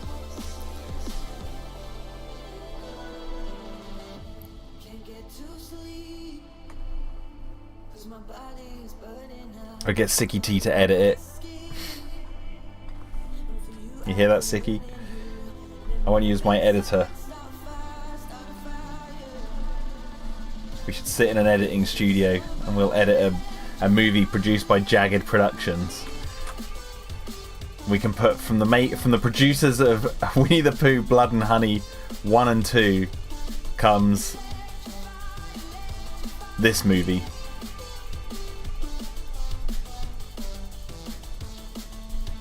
You know, there's a local legend around here, or sort of like near here, called Black Shuck, which is about this giant, supposedly giant black dog that rumours, if I remember correctly, say that it broke into a church that was full of people and scratched on the doors and broke in and killed a couple of kids or something, or like killed a couple of people inside this church. And if you go to that very church and look at the door, you can see these scratch marks on the door that are supposedly left by this giant black dog. And I've always wanted to make like a Sleepy Hollow-esque kind of detective story, a noir detective story, but set in like the 1700s, about trying to find this huge black dog, like Hound of the Baskervilles type thing. But it's revealed that the dog is legitimately an anomaly, the devil incarnate. And I wouldn't want it to be like a complete gore fest. I'd want it to be more like about the actual characters in these small towns, make them likable, and then you have like maybe 2 or 3 scenes involving the dog, major scenes involving the dog. Like, you have one attack near the beginning of the film that is quite substantial, but you don't really see the dog, and then you have the big reveal towards the middle of the film that shows the dog in full, or pretty much, you know, in full. I imagine it's still being at night and stuff, and it's black, so it's going to be hidden. for the most part, but you get to get a good look at it, and then the next time you properly see it is in the third act. But then you could use like good sound design and all that to keep the dog hidden and make it like a monstrous dog. Now they've tried to make Black Shuck films for years, and none of them have ever been like overly successful. But I think I've got connections to enough talent to bring this thing to life. Let's do it. Let's just do it. Come on. Let's go.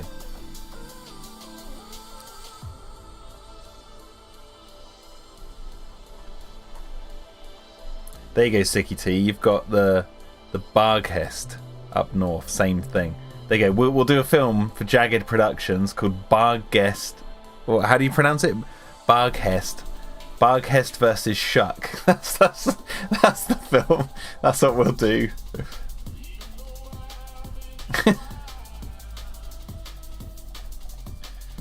Like Godzilla versus Kong, but Barghest versus Shuck.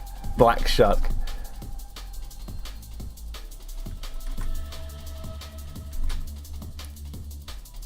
Hello, Sam again.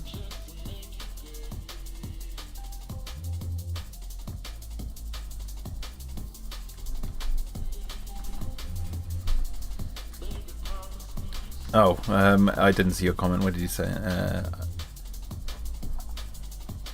What comment am I looking for?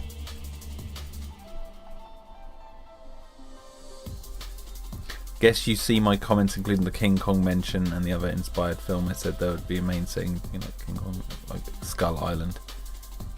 I guess.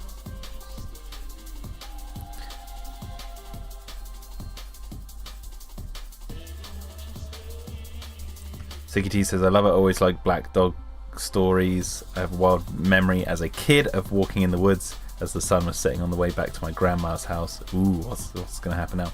I remember playing in my back garden as a kid. Oh wait, here you go. I swear I looked down the lane, saw a huge black dog looking back at me. You know what's weird, Sicky T? This is going to be another wheat crunchies moment.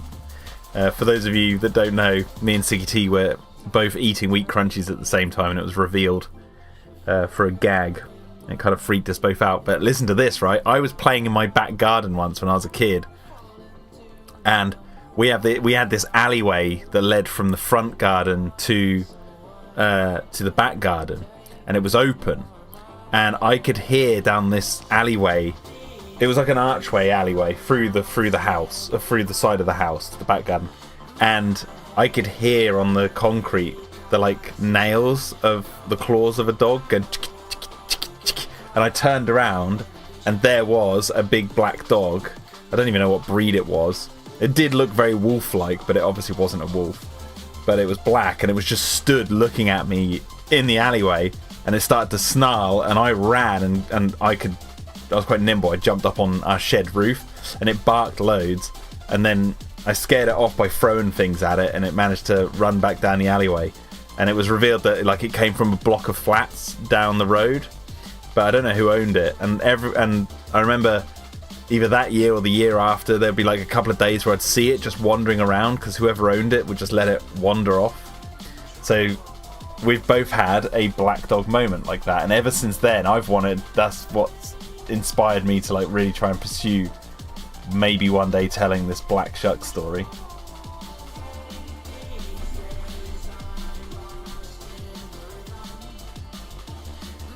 Gary says, I'm here, won't be for long.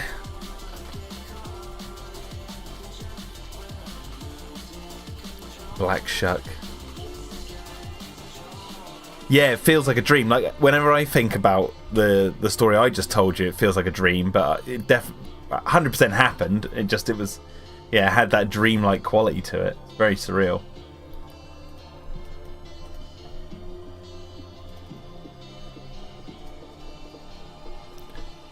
I also remember when I was really young, I was trying to sleep one night, and I don't think this was real, but I had I was half asleep, and then there was this hideous howling like a wolf, like just outside my bedroom window out in the garden. Maybe like a garden behind mine. And it sounded unnatural, and I woke and I think I was asleep and I was imagining it, but it was like a half sleep. So I like woke up and I was like petrified for the next like few hours because I couldn't go back to sleep because I was like, there's a freaking horrible beast of an animal outside. I just heard it. But as I've gotten older, I look back on that memory and I'm like, I think I was just half asleep and I was like dreaming that it was happening.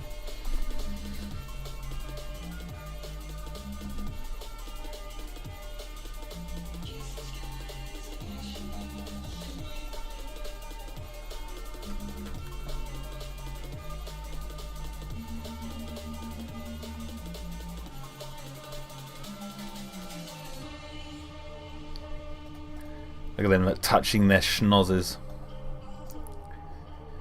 Touch my schnoz.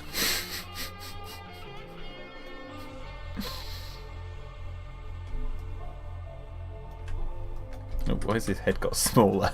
They need to be smaller.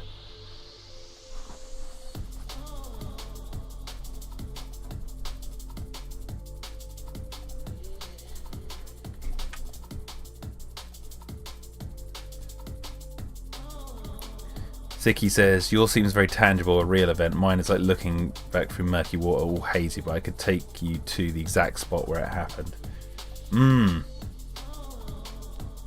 See, what I was alluding to was imagine if it's the same dog that we saw, Zicky. That like my one, I might have been like, you know, might have barked at me and all that sort of stuff, but imagine if it wasn't, it was all in my head. It was like we were seeing the same dog. And imagine if it was on the same day. I think I was maybe 12 or 13 when this happened. Maybe a bit older. No, definitely not older actually. Yeah, about 12 or 13 I think when this happened.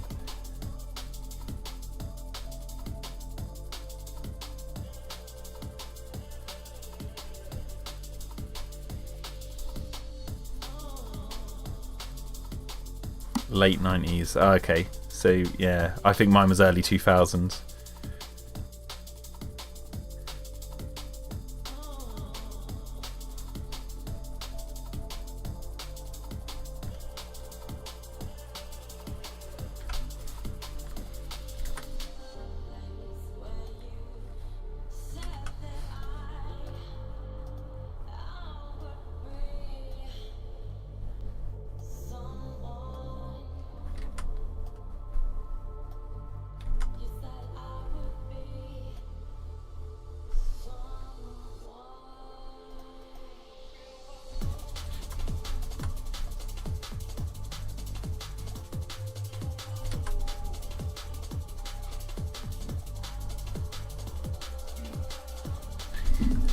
Black Shuck. Barghest.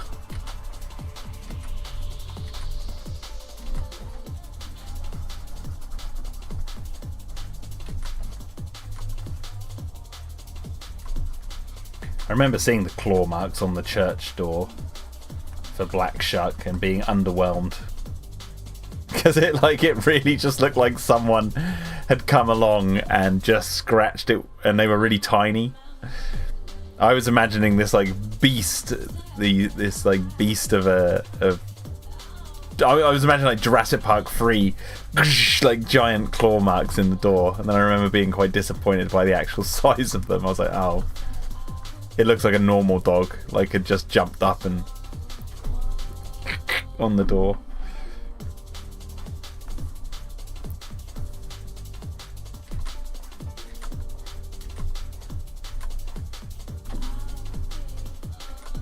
Crappy little terrier just yapping at the door of the church, and all these scared religious people in there. Oh my god, it's the devil! It's just some stupid Yorkshire terrier outside going, "Arr, arr, arr." Could you imagine? It's the devil incarnate.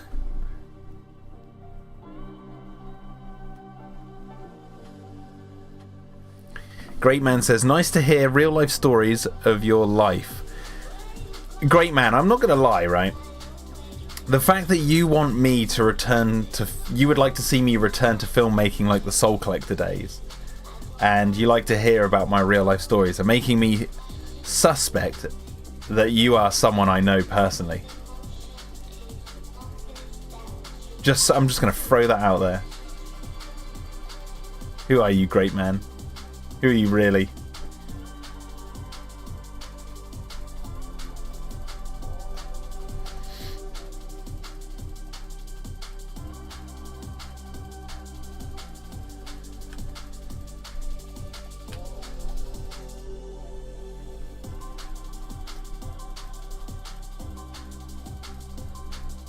Oh, wait, I need to...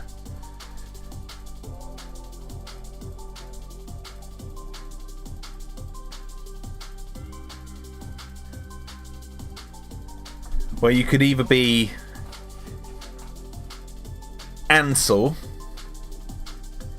you could be Will,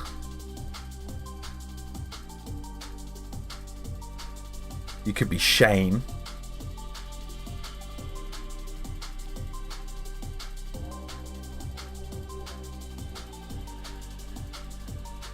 maybe Dave Jones.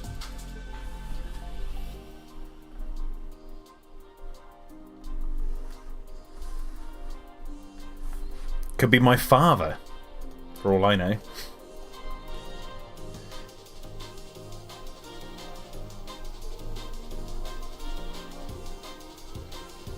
Yeah. I'm just saying, you bring up the good old days of my filmmaking and want to return to that. And then I'm like, and then you're like, I love hearing your real life stories. I'm like, all right, who are you? Luke? You're someone, I know you are. I appreciate you being here, though. Great man. Great man sounds like something that Ansel would put, if I'm honest.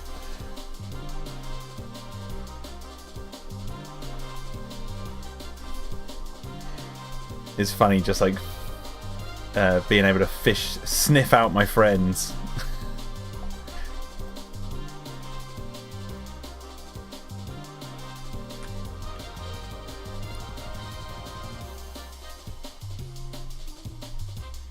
See, it's funny because Gary has the same avatar. Turns out you're none of those people. You're just a random person in the US. Hey, that might be true as well. I'm only pulling your leg, Luke.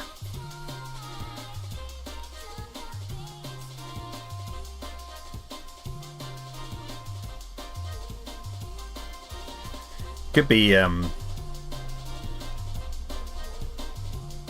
Daniel, this guy I used to talk to online in the States years back. He used to watch a lot of the videos I would make back in the day.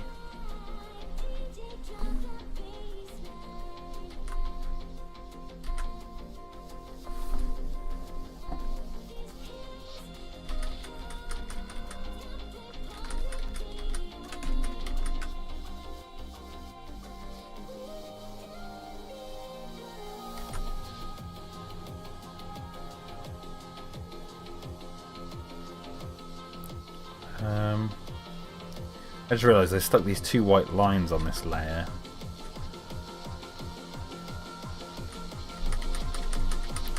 I have to go all the way back now.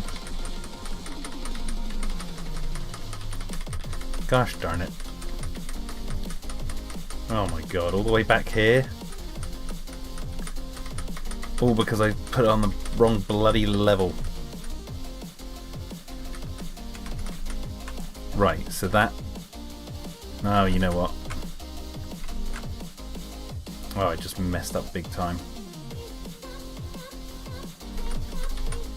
Oh no, I didn't. Right, so I'm gonna have to start this all again. Hey. The reason is because I want the camera to slowly move in, so I need the reflection to move slightly, just so it adds to the depth of the image. And I realised that I put all the lighting on that level, and it really needs to be on the level above.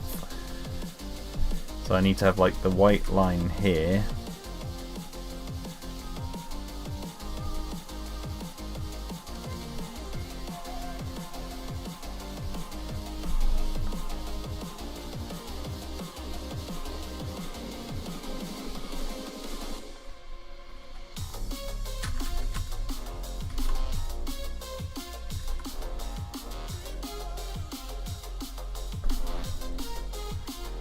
Sicky says, just putting the kettle on if I don't respond.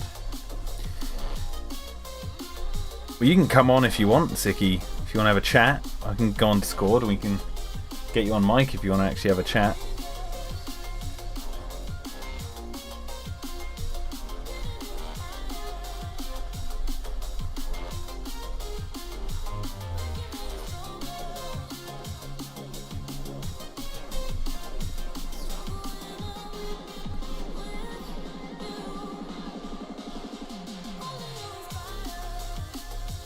Like watching video of people's homemade movies. Yeah, I mean, I get that because I like that too. You got a little project on the go. No worries.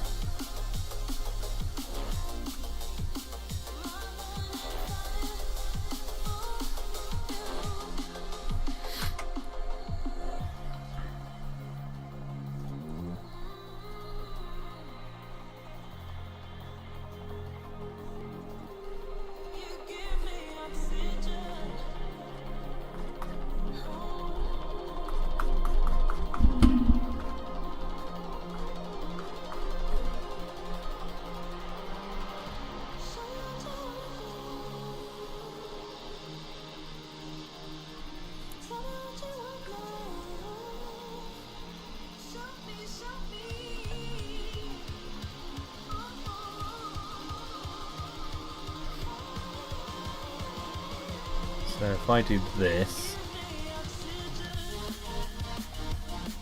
oh, that's too much.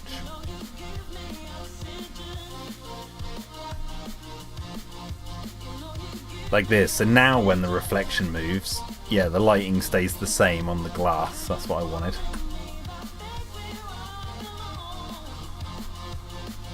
Just gotta look up something on YouTube.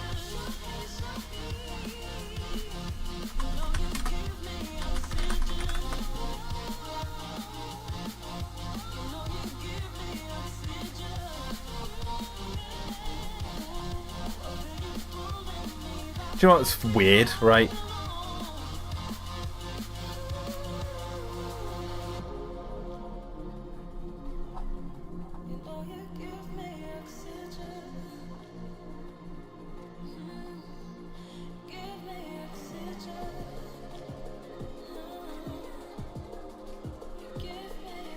I was just looking up, like, if does anyone else live stream painting on YouTube? And as far as I can see, there's like one other person.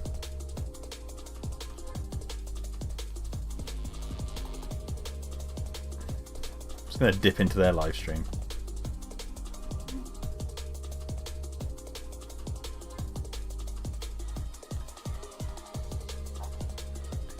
Yeah, it's like oil painting tutorial, full moon summer lesson. I'm going to give them a like.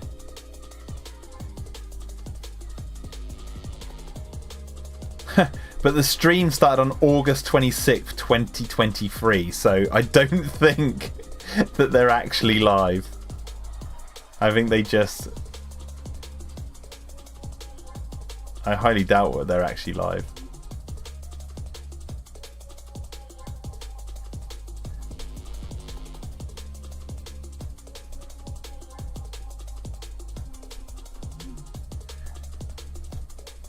I'm just gonna make the claim.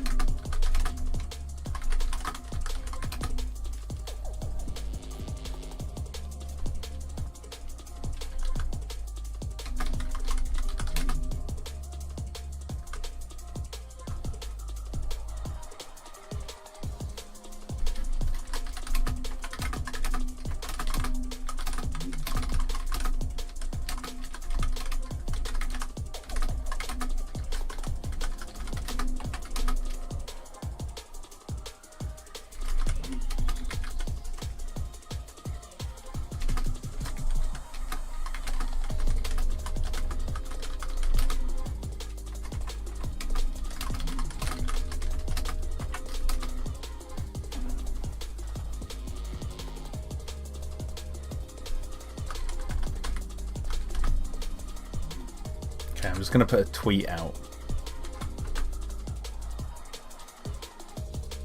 I'm saying,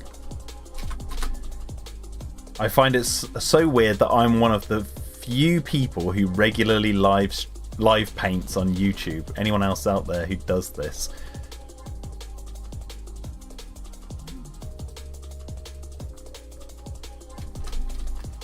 Hashtag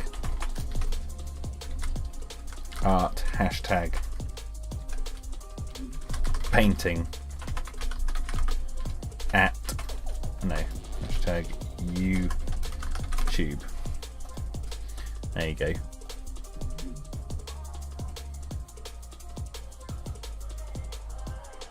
Great Man says it's nice to hear people's real life stories, not to try to sound anything personal. No, I get that, man. I'm just pulling your leg for the most part. It is nice to hear like real stories. It makes things more authentic or real.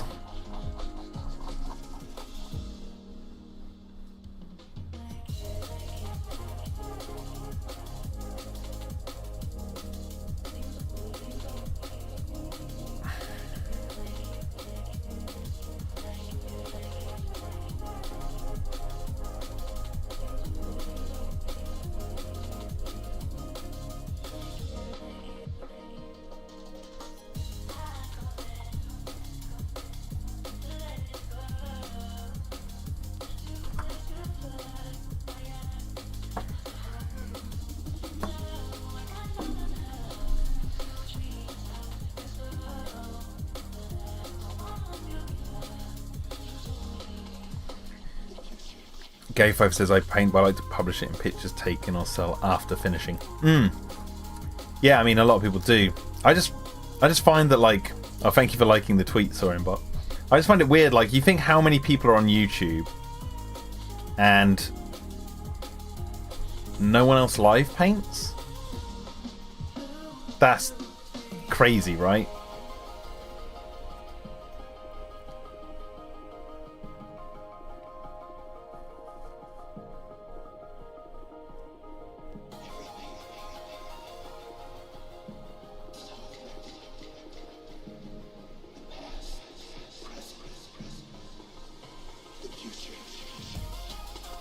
Who would win in a fight, Kong or the Malosaurus?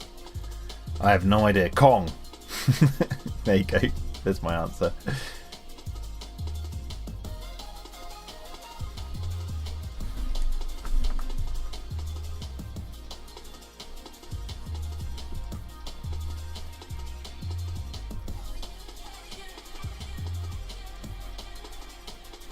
Anyway, it's going to be far too long to do that.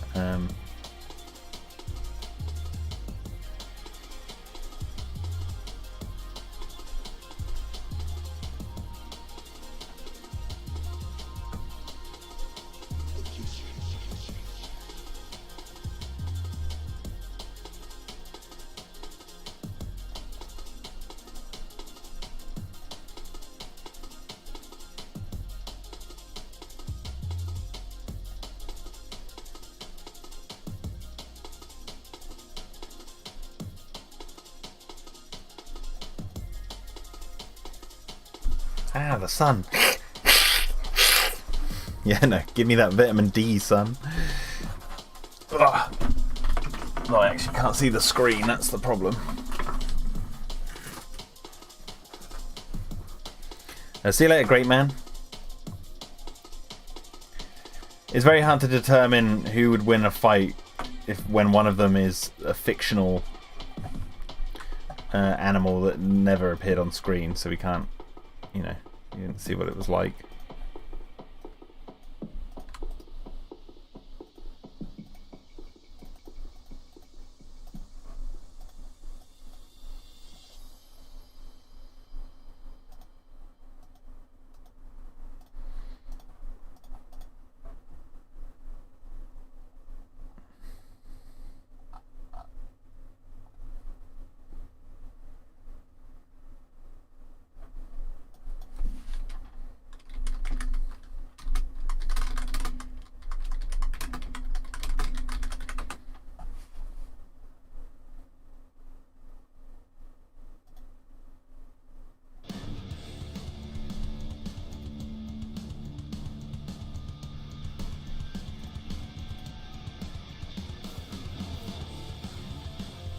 how they fight. Well, I mean, yeah, Kong has got the brains.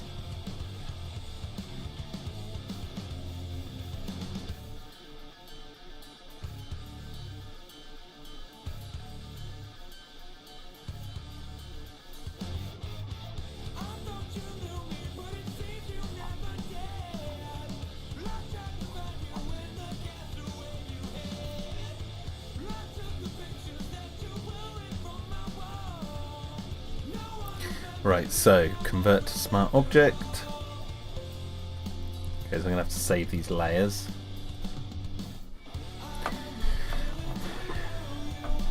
Princess to me.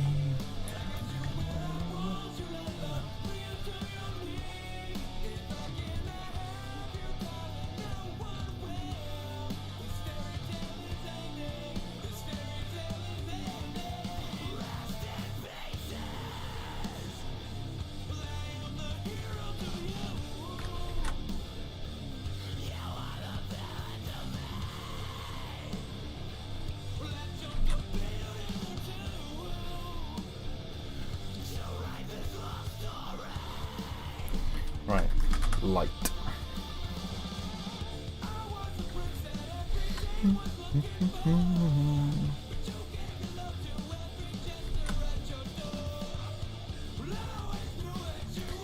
So we'll save this as 1. Stair mirror 1, that's what I'm going to save this file as.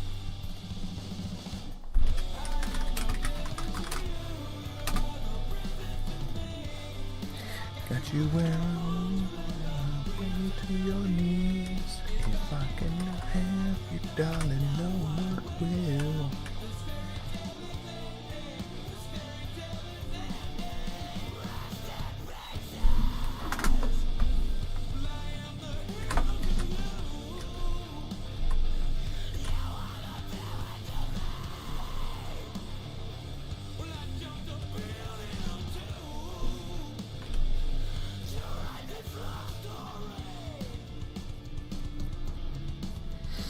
Soaringbot says, find it interesting that scripts for Jurassic Park 4/Jurassic World had the idea of a fictionally discovered dinosaur in Jurassic rather than take real dinosaurs and use them for the roles. Well, yeah. That would have been really weird. I think that would go against... well, I don't know, because like...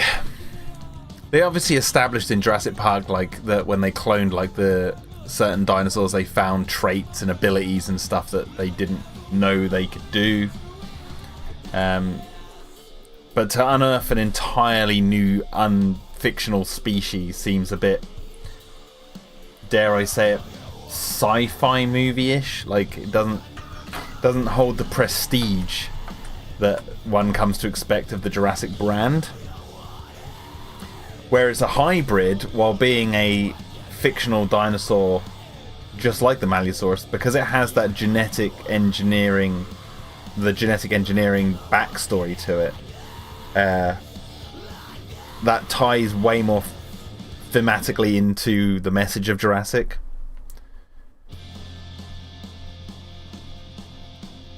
So I'm glad Colin made that decision to change it. Thank you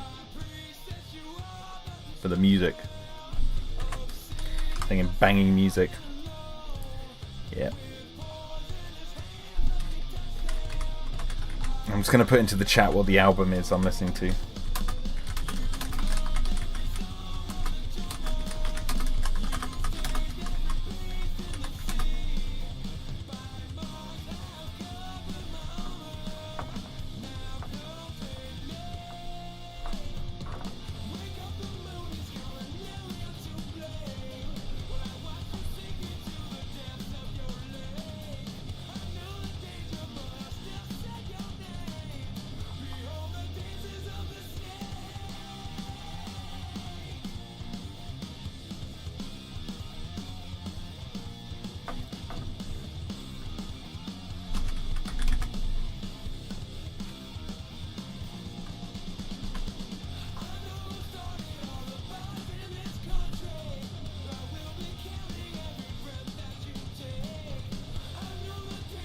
Okay, so I've got that done. I will edit the frames, like the animation of these off stream, because apparently my computer doesn't like when I render when I'm streaming. So now we're going back to this frame, right back at the beginning, what we were doing. I got the moves.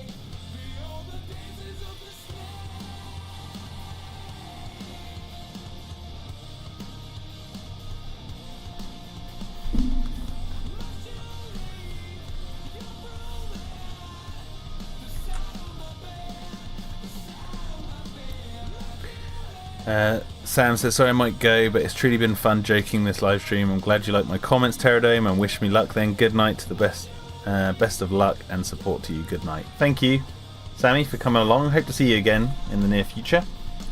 Enjoy your night. And good luck. Good luck with your project.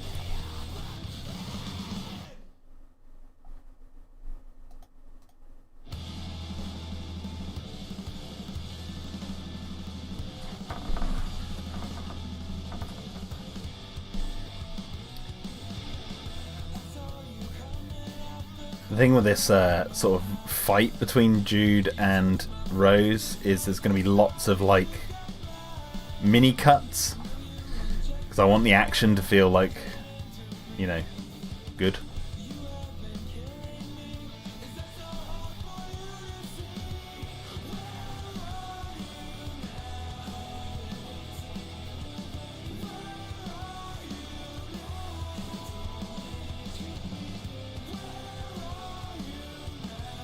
Which AVP movie is better, the first one or the second one?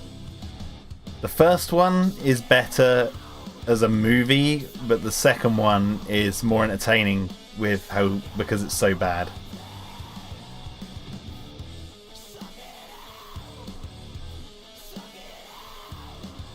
You have been here since right at the beginning, Saurian Bot.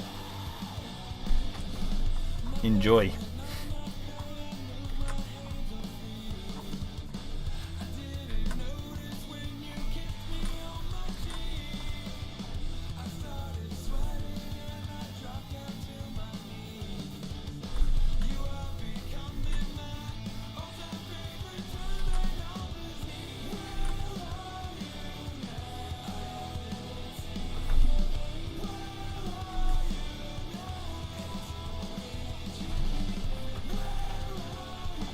Yeah, hang around, why not?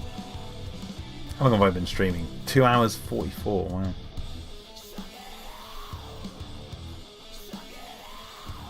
God, time flies, doesn't it?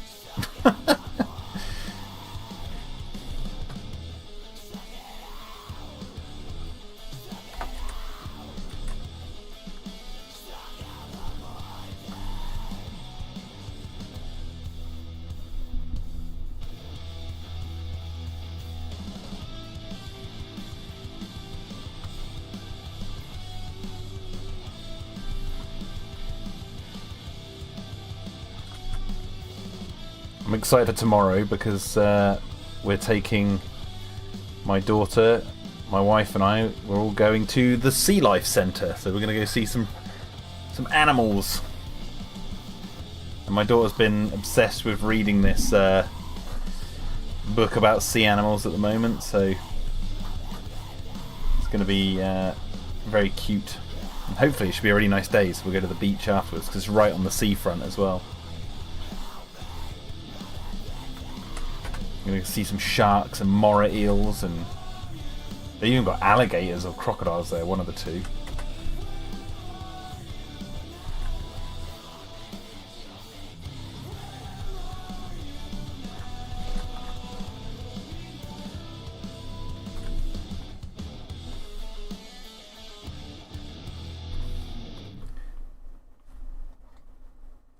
Crab subs.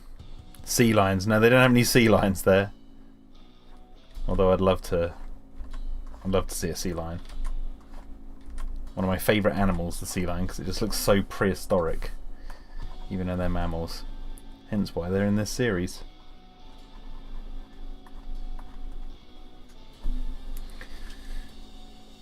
Just noticed his hand looks massive up there.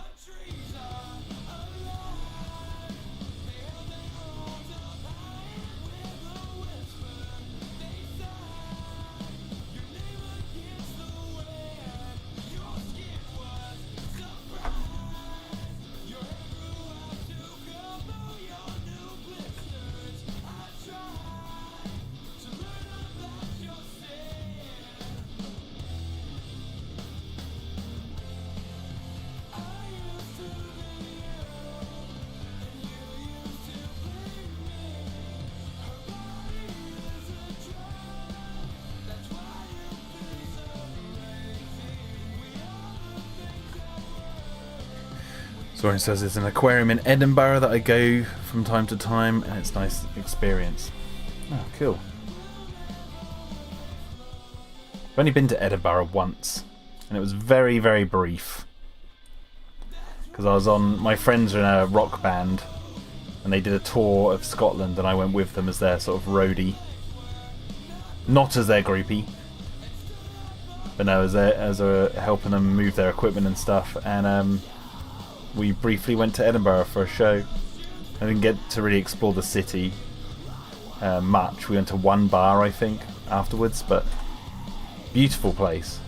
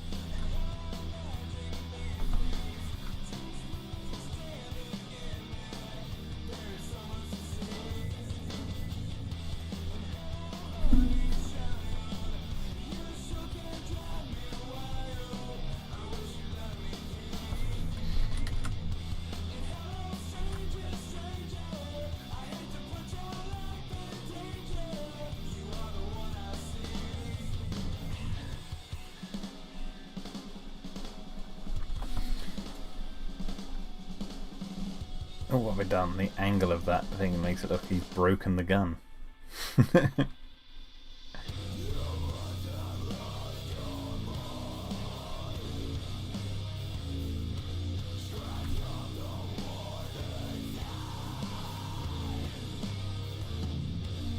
I can see what's wrong now.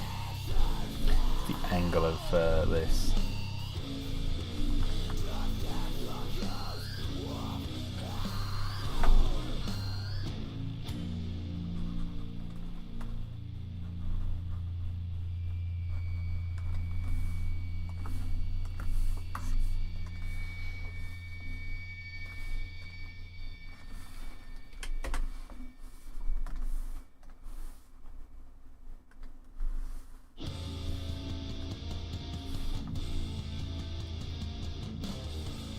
So it needs to be like that, more like, yeah.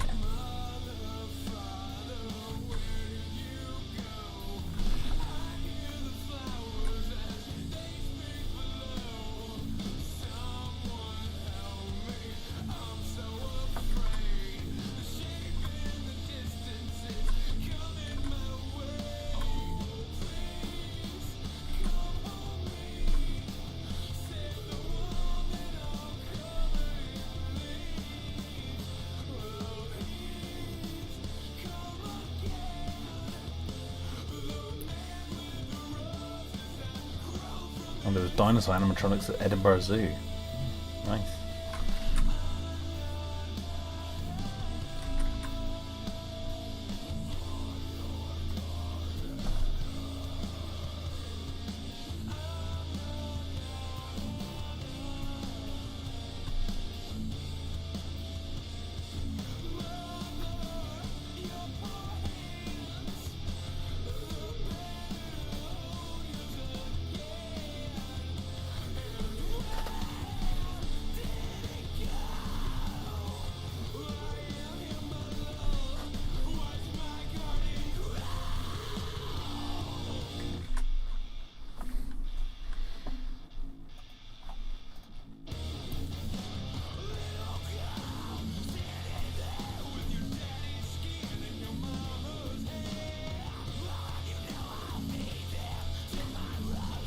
Let's see if I can get this.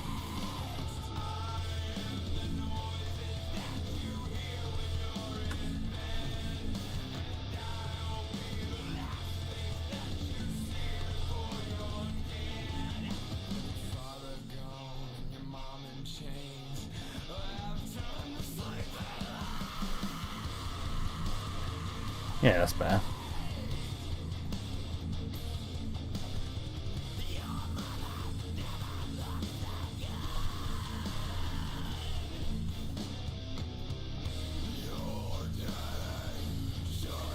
And I should really get this and this.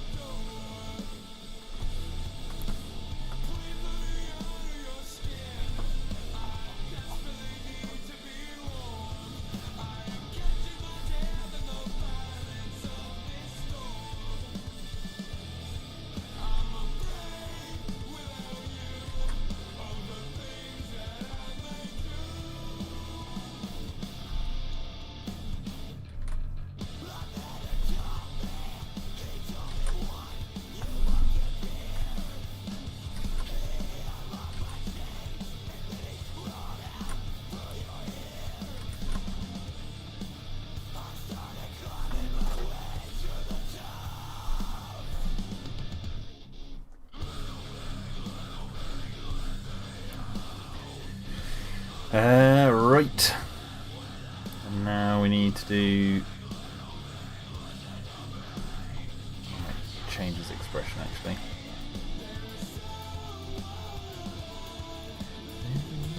Behind my eyes.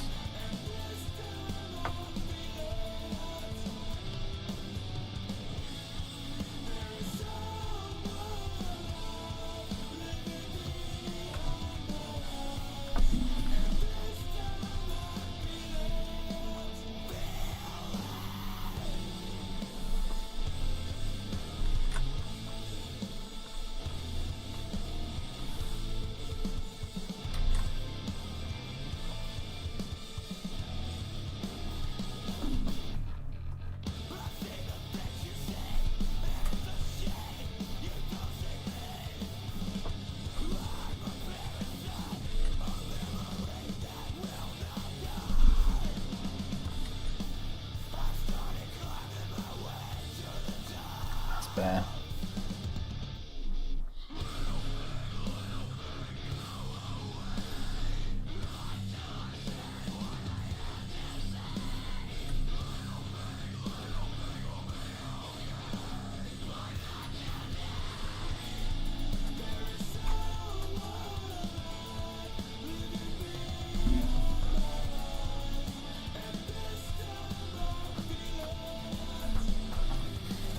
Yeah. Right, now Jude is looking like he's just beefed up. He's just totally roided out as he fights for his life.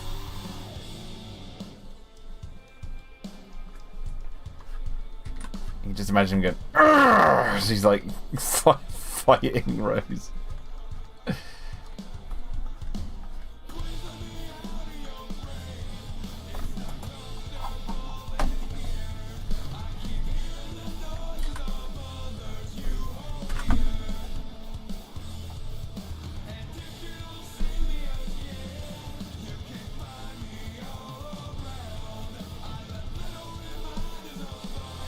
Right, now to do Rose.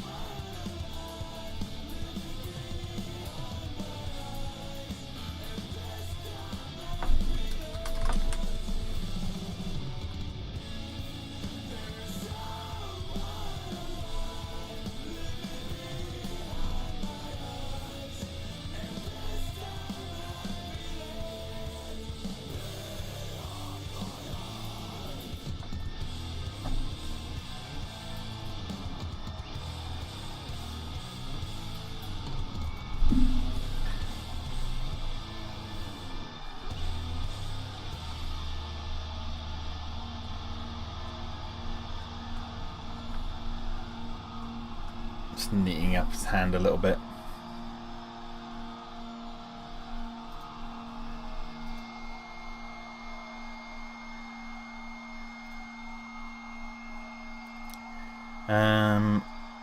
Now, actually,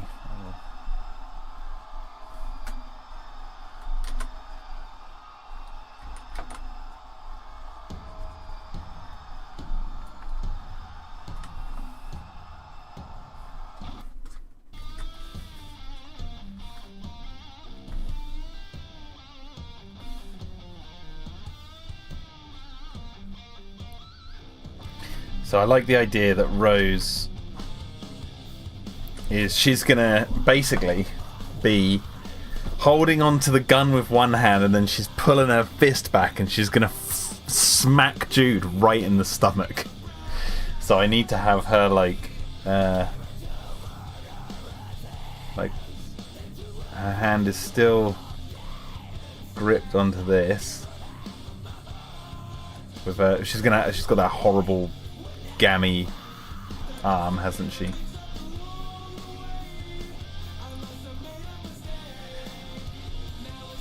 Actually, maybe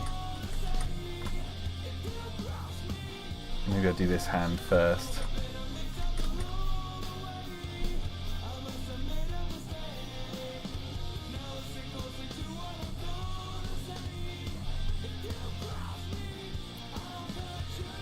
Yeah, WWE moment in Dino-Defenders. Yeah.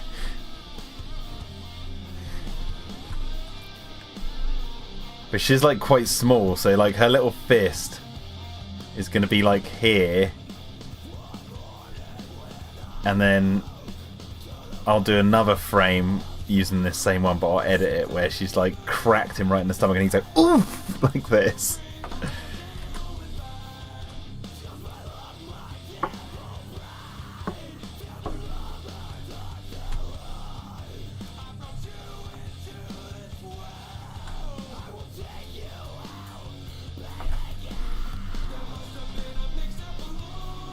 Spoiler alert.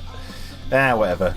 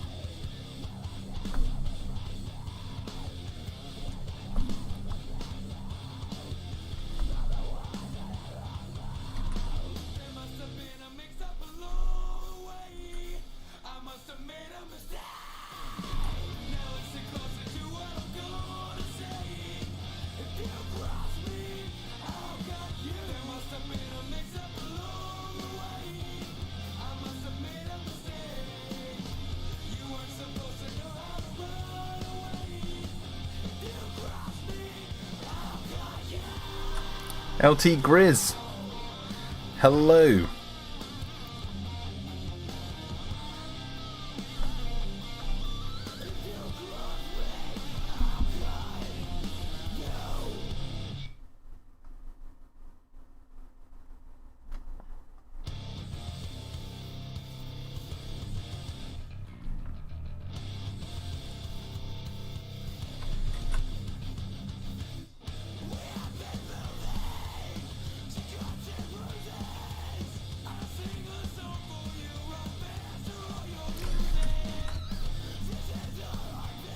Don't know why the fist is bugging me. Let me restart this. There's something about that fist that looks off.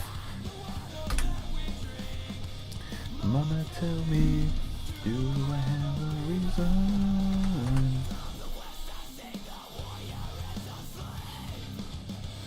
And look at my own fist.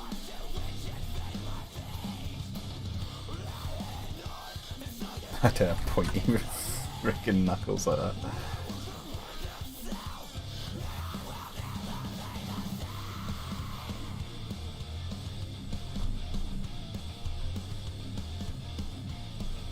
That's better.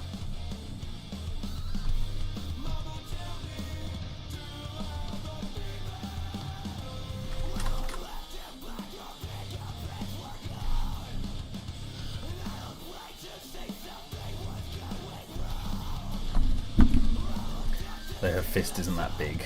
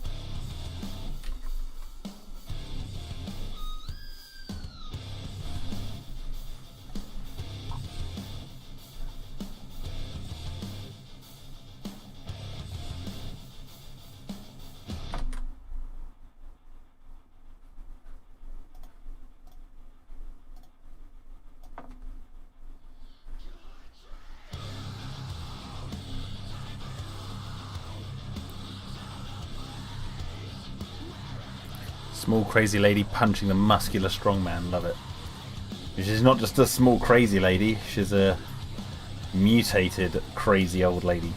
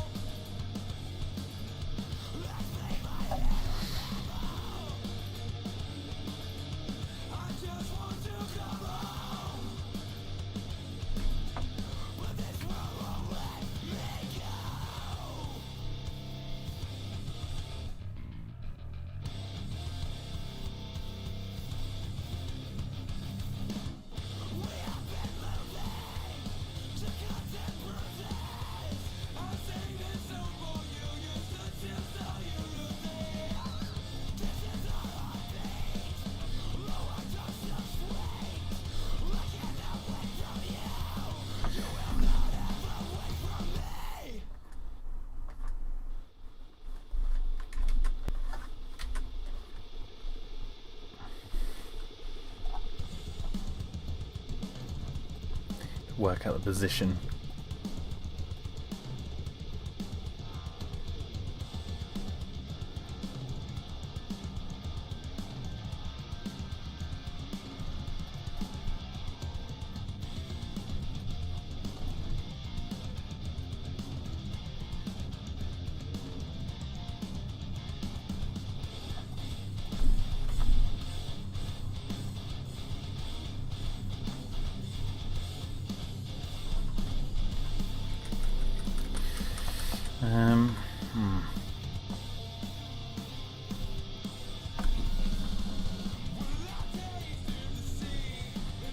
Oh, that's it. That's what I got wrong. I was like, why is that? This line, this one line was throwing me off, like the whole look. There we go. Right.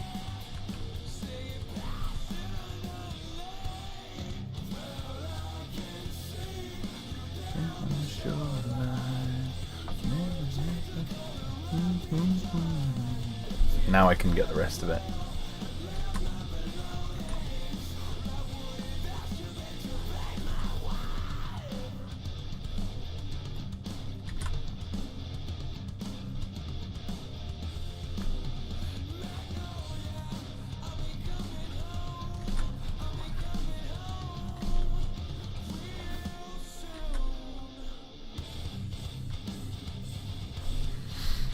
You know what? Her fist needs to be further back.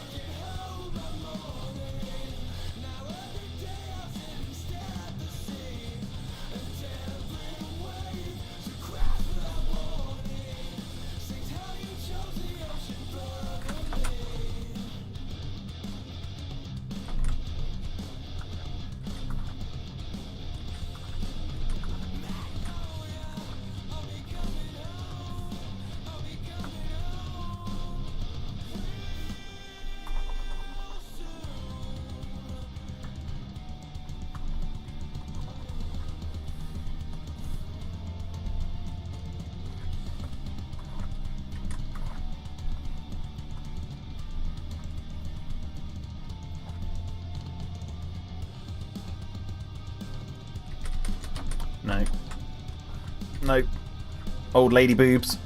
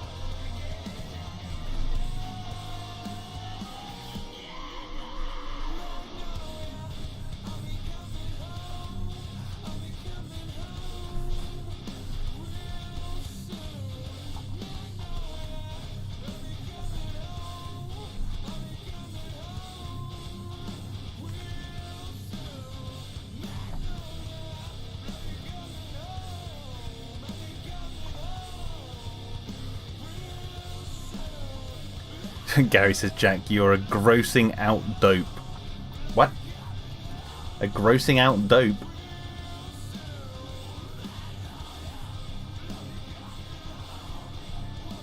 A grossing out dope. Never heard that one before.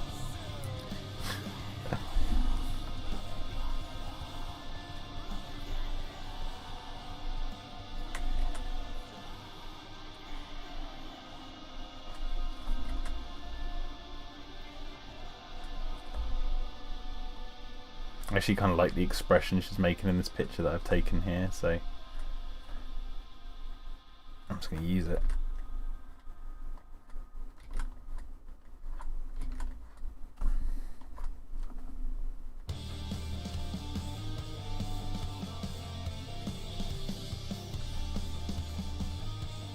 Although I might make her eye a bit wider.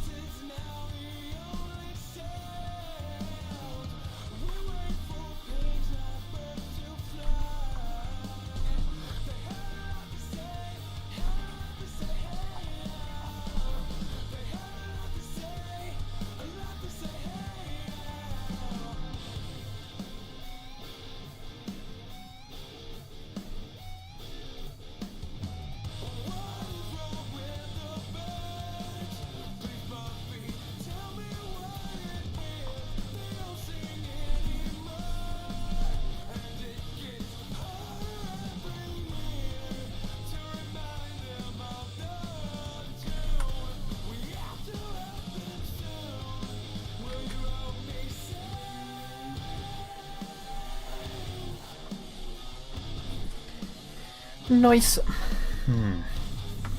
Right now.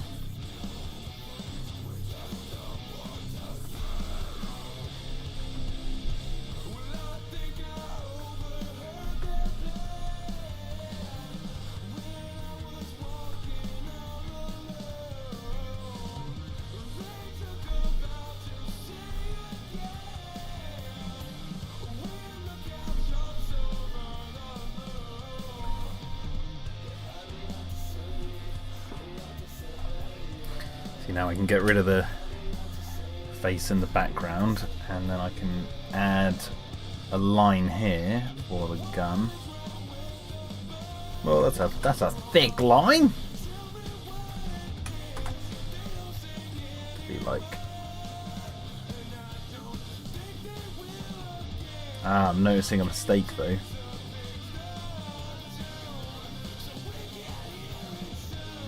Would I think Claire would go along with Eli's plan if she didn't learn her lesson in Jurassic World? No, because I don't think Claire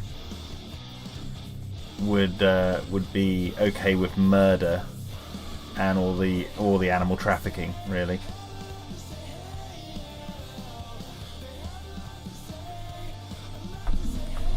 I don't get that sort of feeling from her character in Jurassic World pre-learning lesson.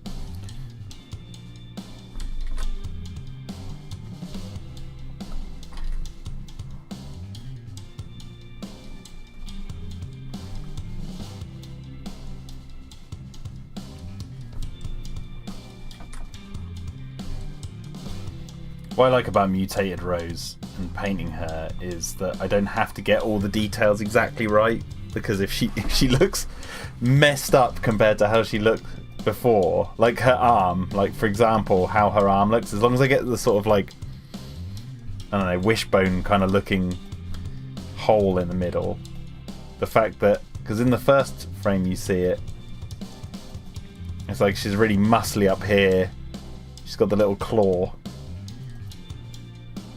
which actually, did I add that in? Oh, maybe I can add that in here. But it's like, if I get the shape of the arm wrong, I'm not too, like, fussed. There you go, there's a little claw.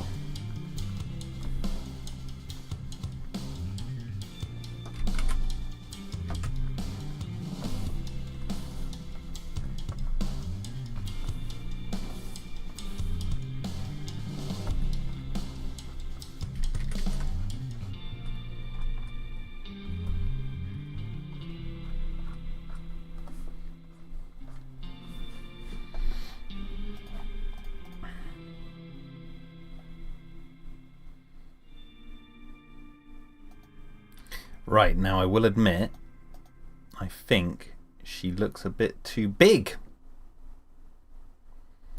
So I'm going to have to very carefully, I want to keep her hand there, but I want to cut her out of here, make her a bit smaller.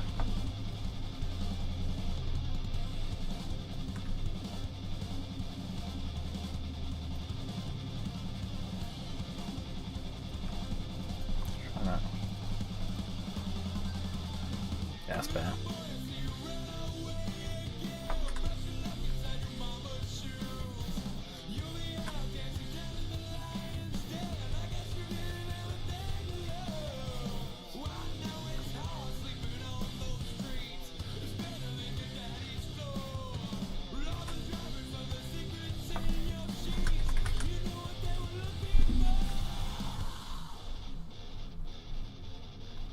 I just love the idea of like, so I'm going to animate them like they'll be sort of walking backwards like this as she's firing the gun, just go just firing it, and then she'll slam her fist in the stomach, but that'll mean she lets go of the gun,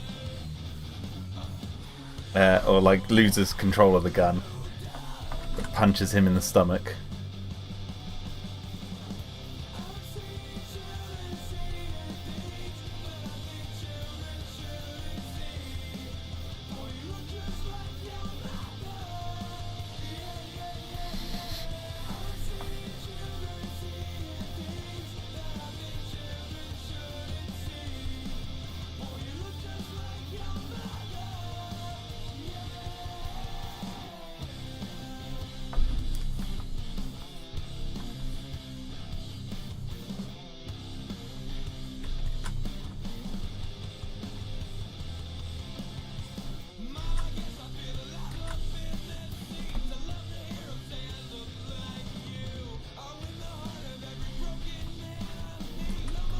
Craziness goes off the charts in each episode.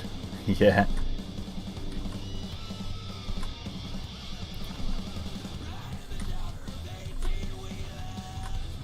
I think it's going to be interesting seeing the whole thing when it's done, like all stuck together.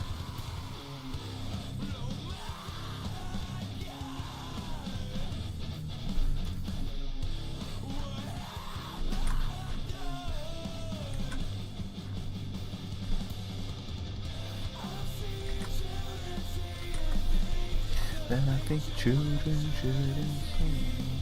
Oh, looks like your mother. Yeah, yeah, yeah, yeah.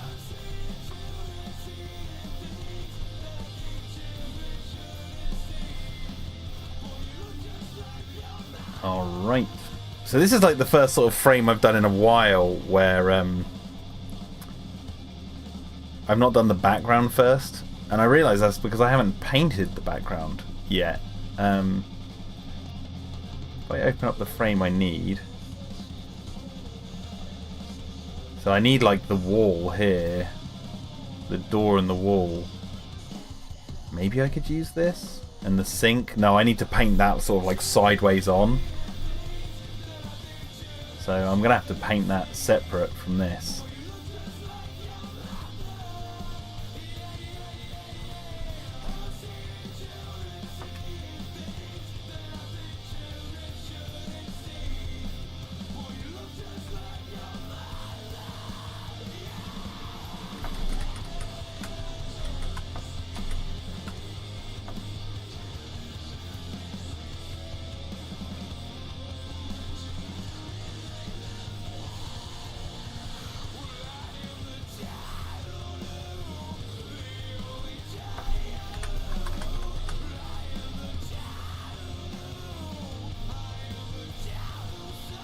Oops, wrong way.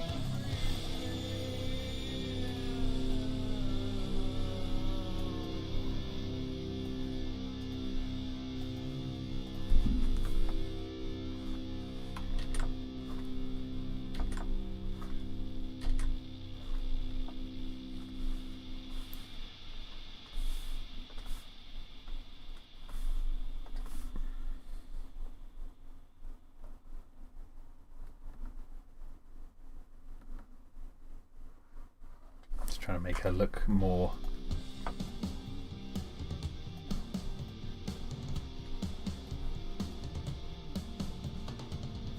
trying to get more action-y pose from the sort of exaggerated look.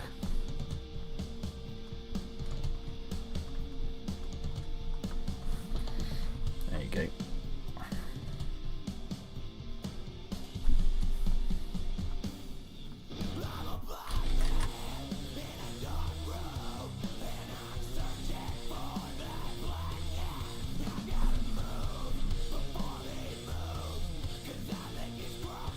What is the title going to be for the live stream? Black Shuck versus I forgot the name of the other dog.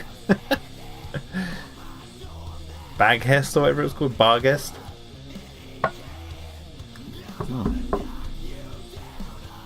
little weird noise.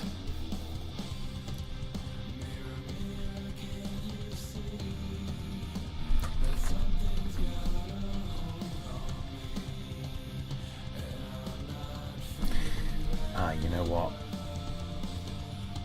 What I'm going to do is I'm going to save this arm, but when I do the next part of this frame, where she's slamming it into the stomach, I'm going to save that as 2. Barghest, yeah. And then Barghest. Ah. Barghest. Barghest. Barghest. I'm actually going to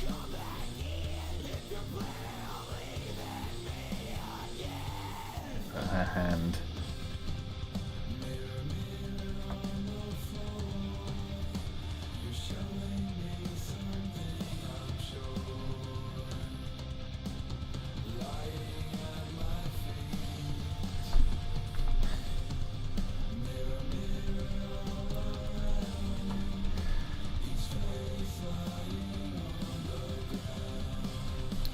ghost dog. Well, maybe that's what you saw, Sicky. You saw the ghost. The ghost dog. The ghost doggo.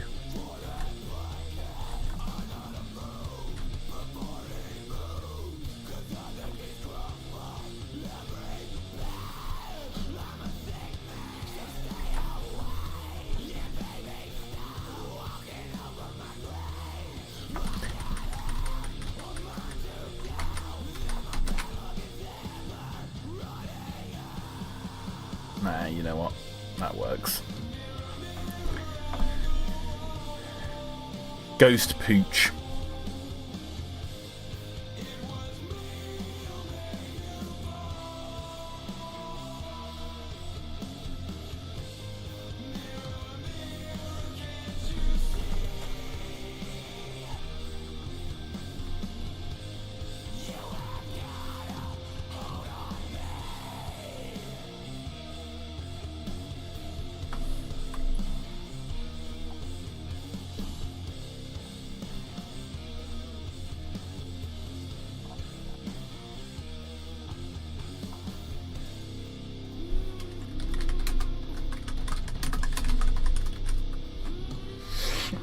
Oh, bless me.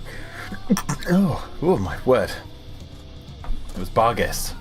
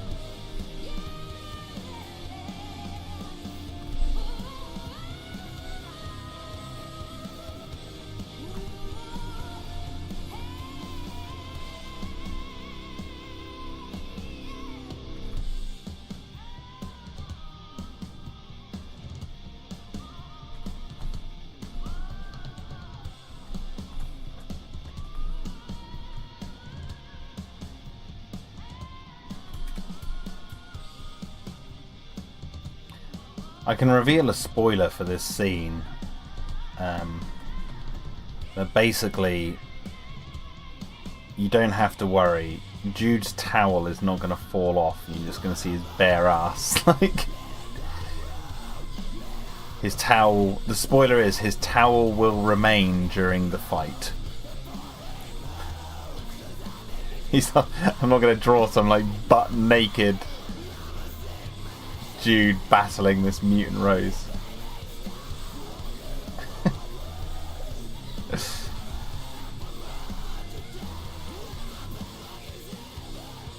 But it is narratively cut from a similar cloth to the end of Alien.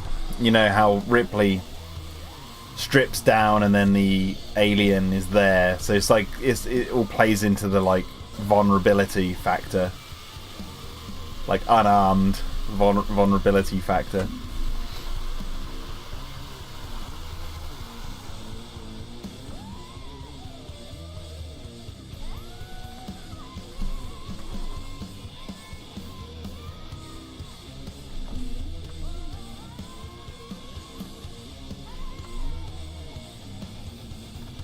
I mean, it works better with Ripley because she's like a... You know, it's what's shocking or what was innovative about the story back then, because she's like a dainty little woman. A fragile, China-like woman. That's why it's great that she overcomes the alien. She hasn't got this hulking, muscular bod as Jude has. So there is a bit of a disconnect.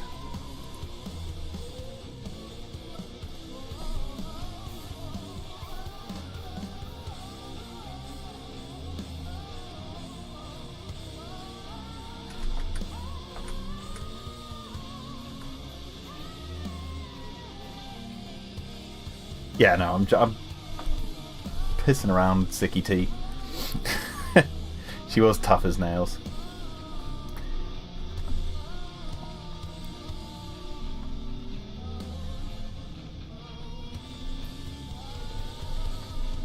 I watched Alien. Ripley is just like it's like a character from a Jane Austen novel, you know.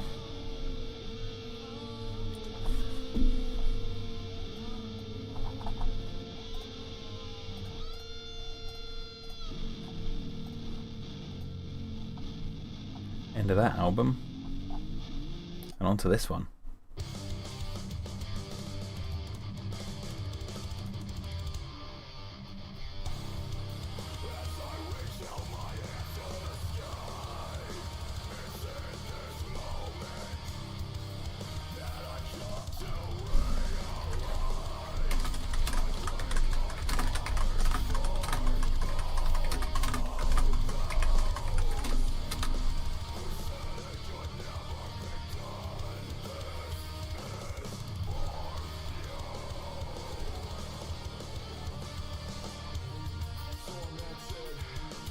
Ah, sweet, there's a new Best of the Worst out. Nice.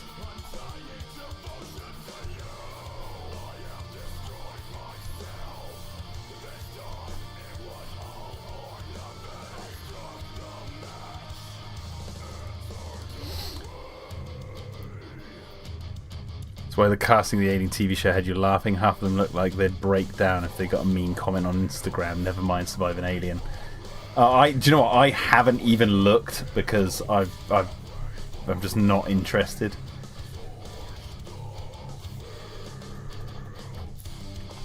Like I'm curious with the fact that Ridley Scott's involved with it. But I'm way more intrigued by Romulus than I am that TV show. I think Ridley Scott's even producing Romulus, isn't he?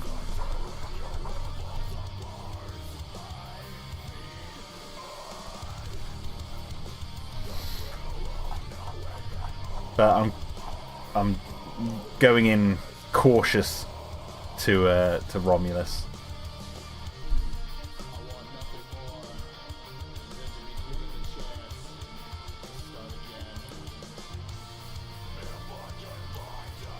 If Romulus, I know they probably won't, but if Romulus has any connection to Covenant and Prometheus, that'll make me happy.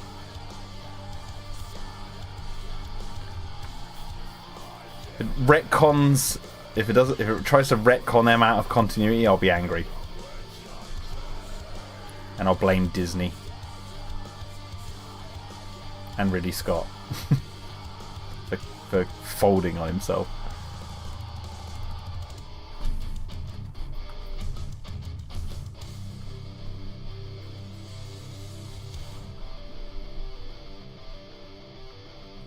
But I doubt he would.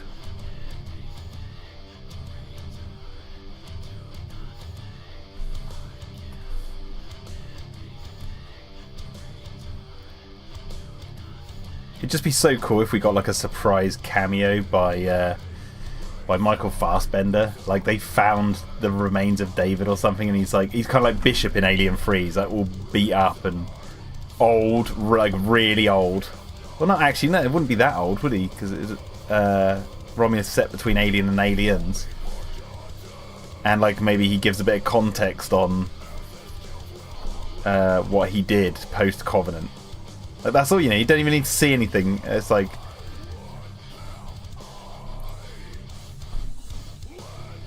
I'd be happy with that if that's what they did. Even Ridley can't resist the Mickey milk.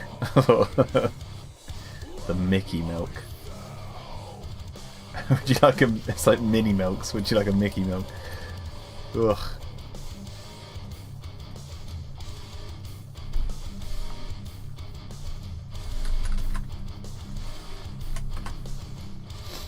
Oh, would you like some Mickey milk?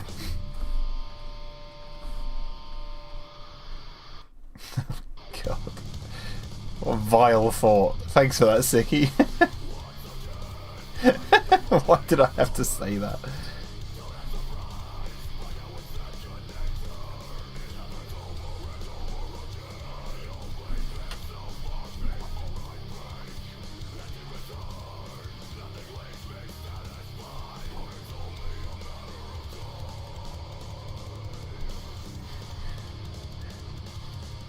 This is the only music you need when you're drawing a scene like this.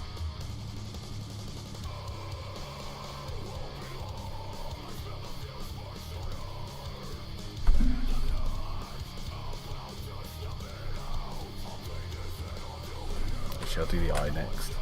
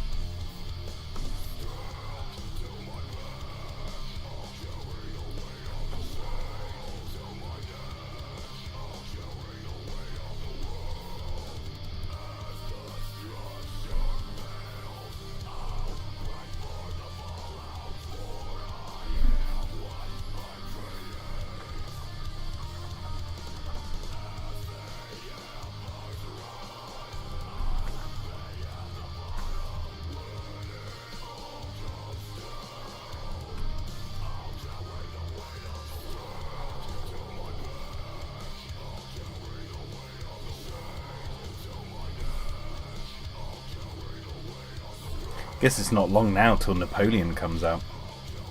Speaking of old riddles. Is it November?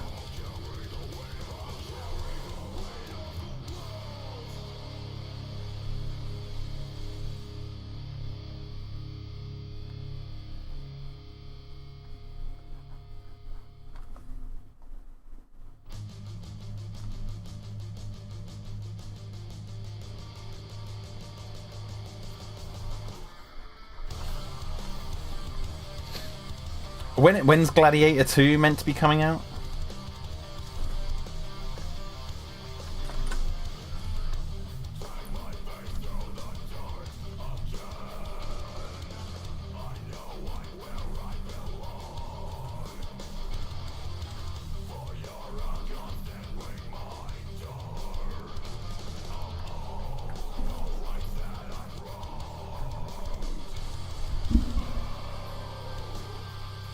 I was up in the air with the strikes. I will say though, I am a little bit less. I know it's Ridley Scott, but I'm a little bit less excited about Gladiator 2 than I am Napoleon. Mainly because I never really saw. I guess it's kind of like Blade Runner though, but I never really saw Gladiator having a sequel. Like it never struck me as a sequel movie. Blade Runner actually more so. Than even Gladiator.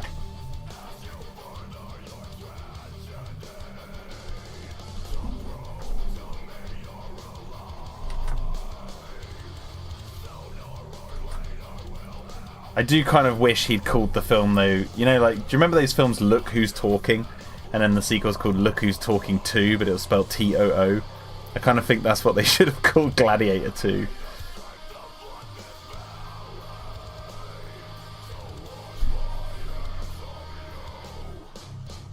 Too Fast, Too Gladiator.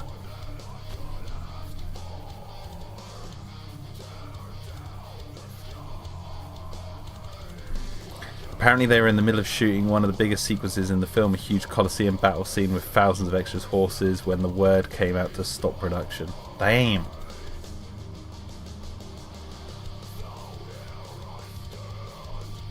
See, here's my scary prediction for Gladiator 2, right? Because who died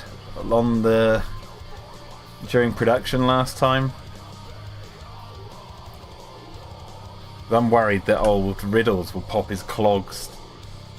Oliver Reed, that's it. I'm worried that Ridley's going to pop his clogs with this one, and then they're going to have to get some other director in, or CGI Ridley Scott into the behind the scenes.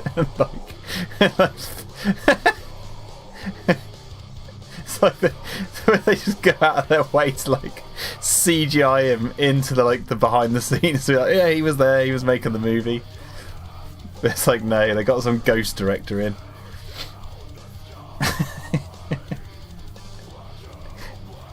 He just looks like 70s Ridley Scott. He's like really young.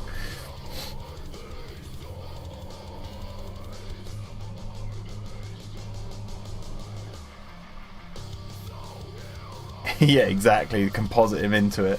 But he's always like Oliver Reed. He's always hidden behind like some sort of some sort of great wall or something like that, like they did in the film. Like darkened rooms. You only ever see Ridley in the darkened rooms.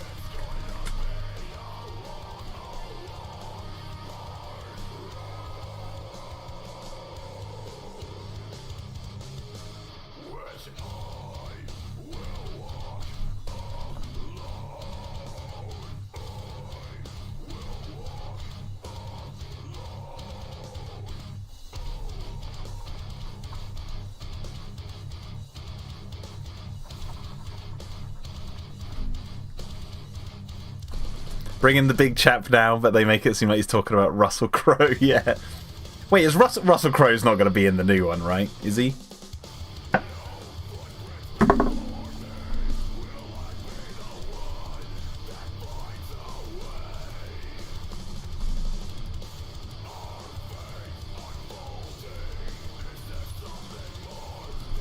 What is he? He's in it. He's in Gladiator 2. See, all I know of Gladiator 2 is I've seen the set photos from the sky of like just how insane the sets are. That's all I've seen. I don't know anything other than that.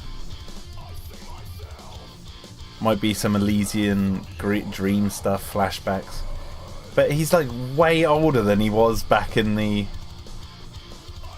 So is he like getting older in the afterlife or something?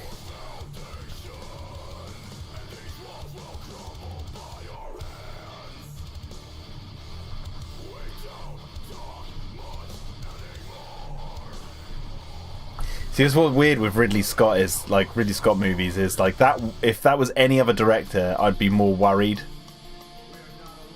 Like, I can't see how that's going to make, I don't know, tangible sense. Not so much as, like, it'll make sense in the story it's telling, I bet, but, like, when comparing it to the first film and all that, like, the idea of a Gladiator 2 with flashbacks with Russell Crowe feels very, I don't know, like Ghostbusters Afterlife-ish, like kind of nostalgia bait for the Gladiator movie, which I'd never, because Gladiator wasn't a franchise movie. Feels like a very franchise movie move to do that, but because it's Ridley Scott, I'm like, okay, all right, I'm intrigued, but I don't see how it can work, but I guess that's what he's doing.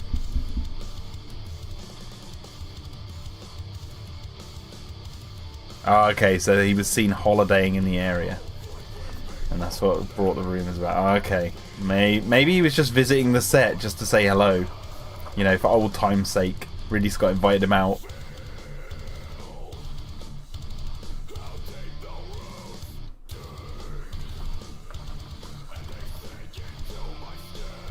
I just realised that Rose needs way more wrinkles on her head. She looks too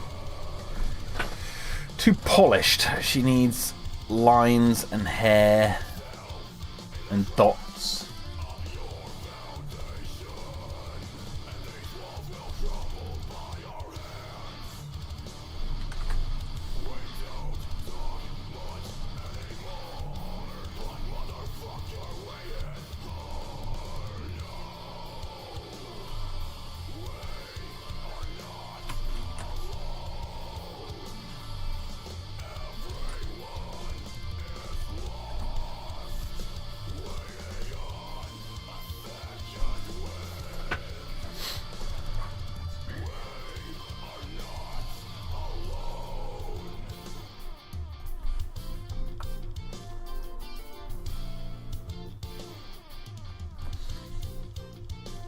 Union of the Soviet Socialist Republics says nice.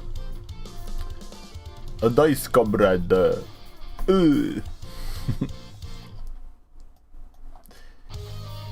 Welcome. Hello.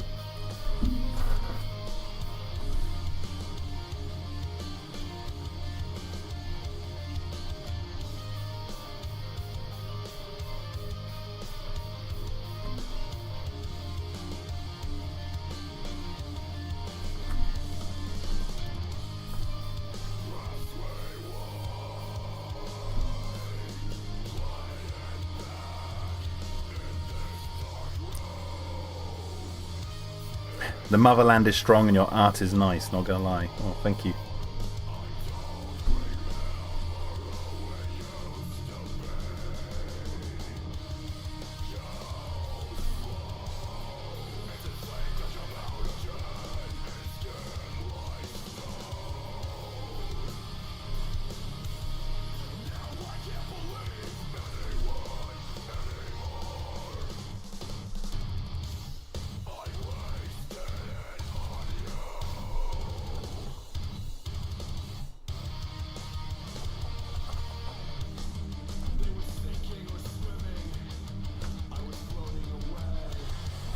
Let's have a look.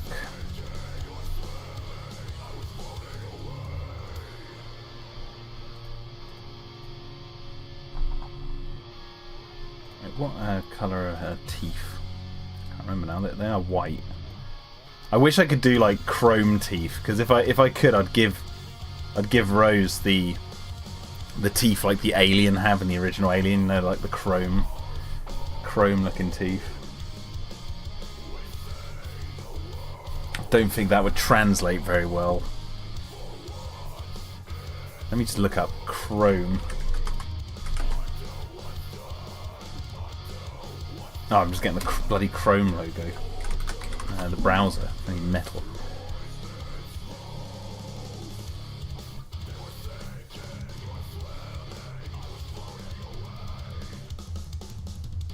I know, I just use this picture as an example. Yeah, I've just used this Chrome picture. Picture of some like a Chrome ball. Yeah, it'll make her mouth look way too messy, I think. Yeah, like just Chrome. Let me just rub that out. Yeah, it wouldn't translate.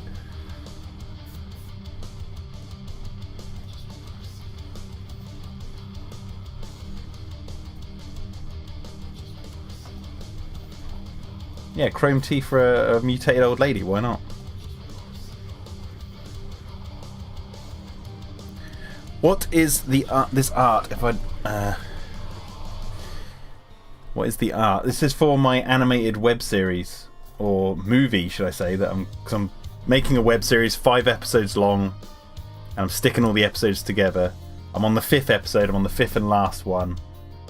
I started in 2016, the end of 2016, 2017, and it's taken a long time. It's called Dino-Defenders Extreme. You can go on my channel and watch it. Big spoiler you're seeing here, because this is a mutated old lady who starts out really nice, or seemingly nice. You get shots like the one I'm editing now, and then you get shots like, and I'll show you this one. This is one of the new shots from episode 5 which I like to show off at the moment.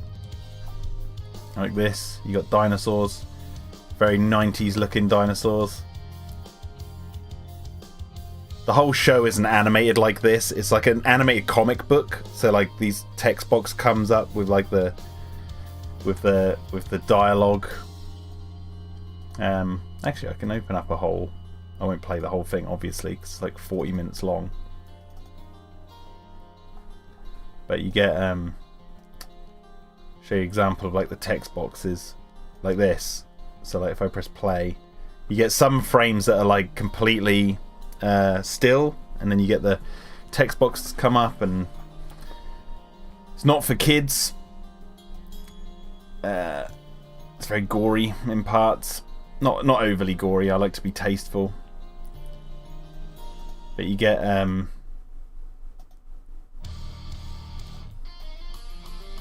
this is where she's turning into the thing. Oh, where's the ultimate shot? Where is it?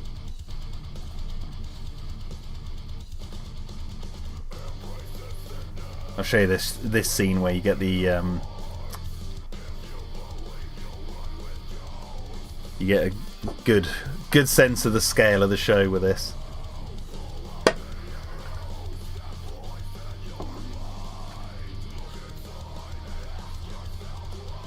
So this is an animated shot, CGI background, which a friend of mine made and designed, and then I 2D animated over it.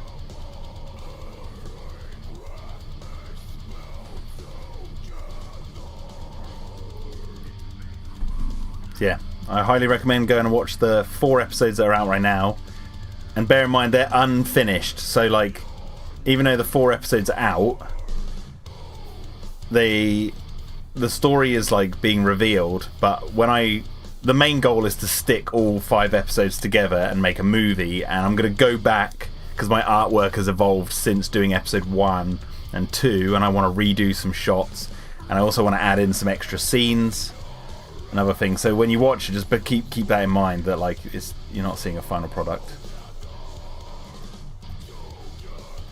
Where's that layer? Did I stick that?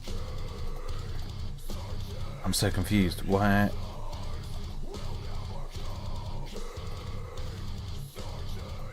Oh, I drew it on the background? No, I'm a dingus.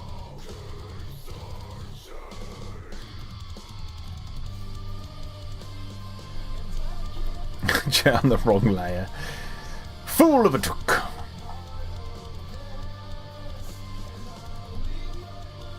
I've got the sun in my blooming eyes.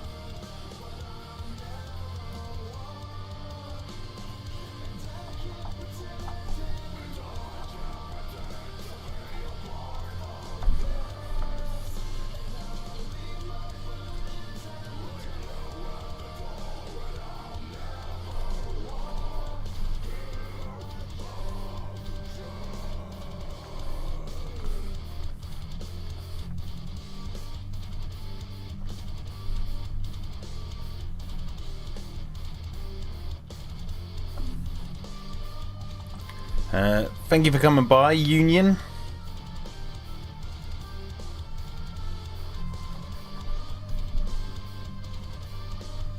Nice to see new faces around here.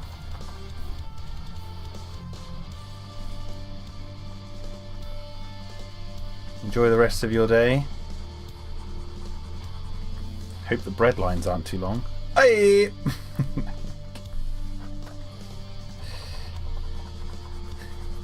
You take care. Ah! God, that sun just came out of the cloud right in my eyes.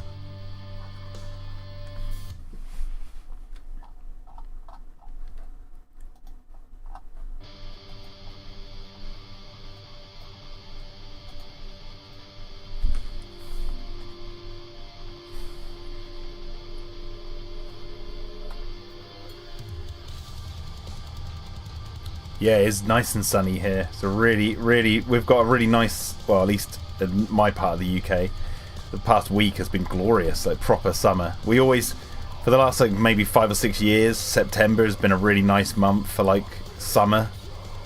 More so than like August, and maybe even July.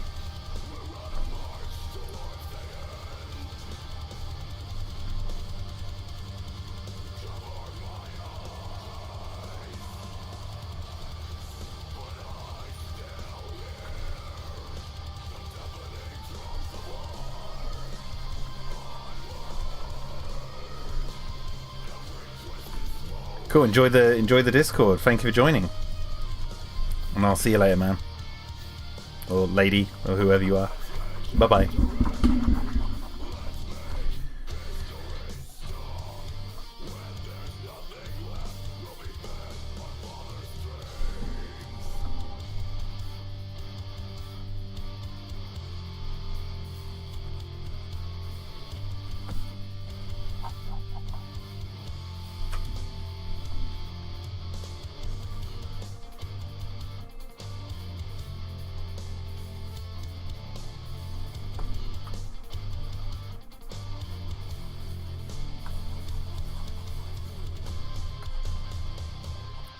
What's funny is, like I was saying a minute ago, these shots, because this is actually a fight scene. I did the fight scene between the Megaraptor and the Kentrosaurus, and that was one shot, pretty much, all done in one shot. Then I did this fight between the Megalosaurus versus the robot, the mech suit, sorry, and that was several shots. But this is going to be a more visceral. This is close quarters. Like, we're inside this tiny little, like, toilet. And so, even though it's going to take me a while, even though it's going to be short, I want plenty of, like, quick shots. So there's going to be a lot of, like, drawing all the details like this. And they might even appear on screen for, like, a few seconds. Like, not even, maybe even 1 second. Even less than 1 second.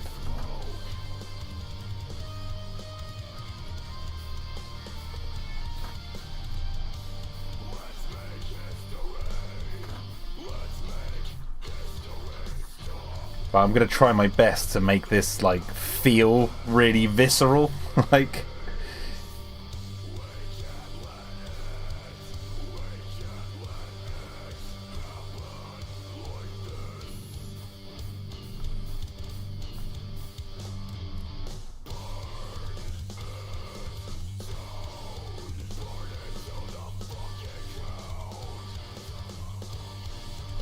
Language, sir.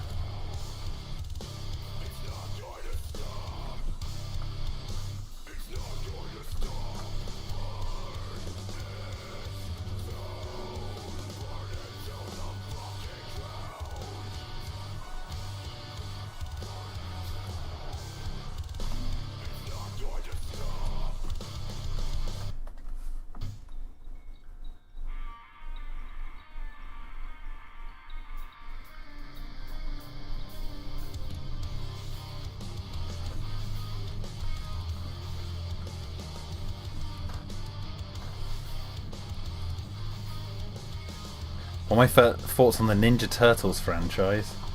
I don't really have many thoughts on the Ninja Turtles. I've never really gotten into the Ninja Turtles. It always had this air of like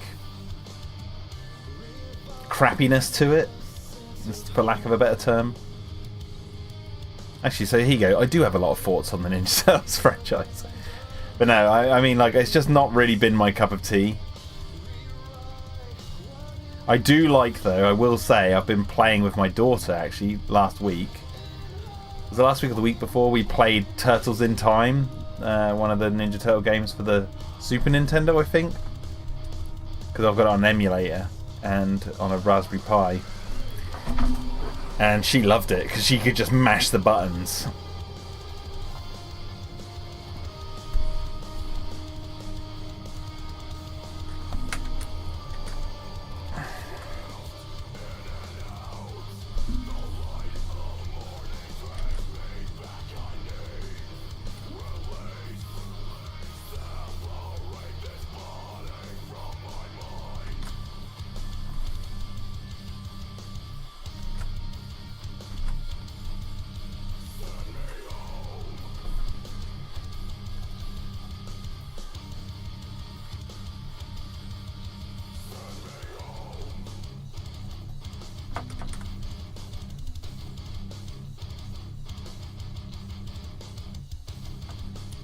This looks like it's out of Amazing Story, says Big Shark. Yes.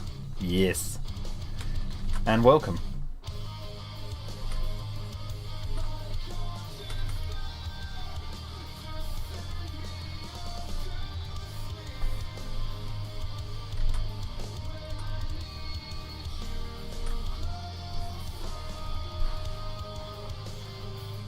Would I think it'd be awesome if Nicolas Cage appeared in a Jurassic movie?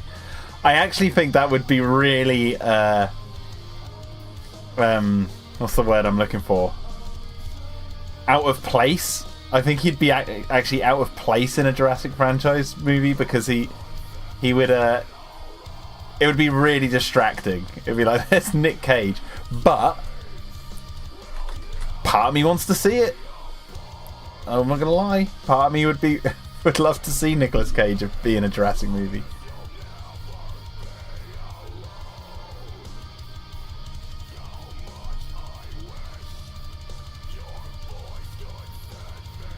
Maybe he could play the conspiracy theorist who believes that the dinosaurs that escaped Lockwood are from space, and he's like one of those conspiracy theorists that says there were dinosaurs found on Mars.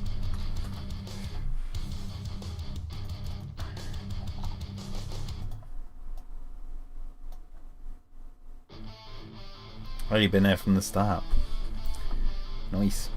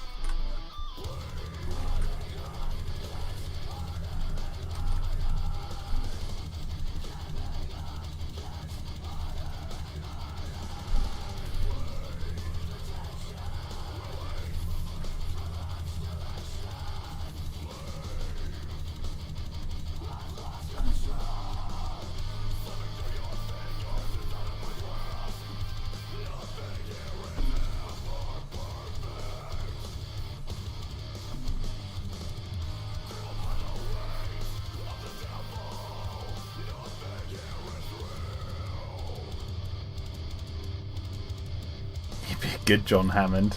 Yeah.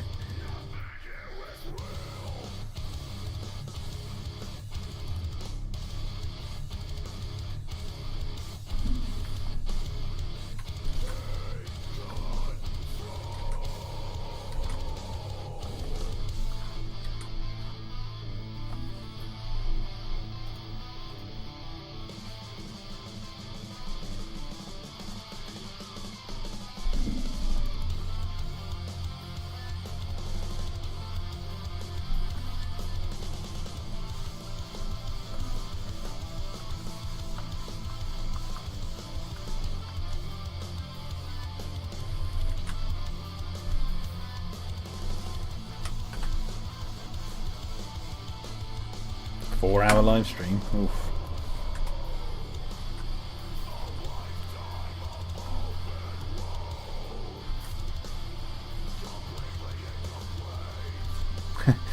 Do the like Disney hypnotizing snake eyes. Like, I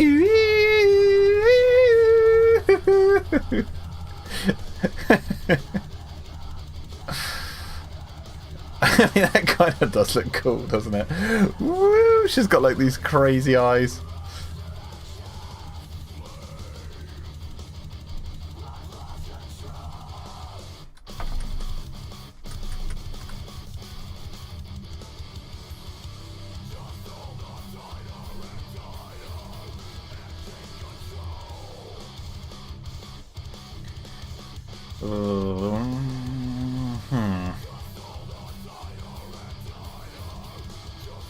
Do you know what? I'm not gonna lie, I kind of like that. I kind of like that, and I feel like I might employ it.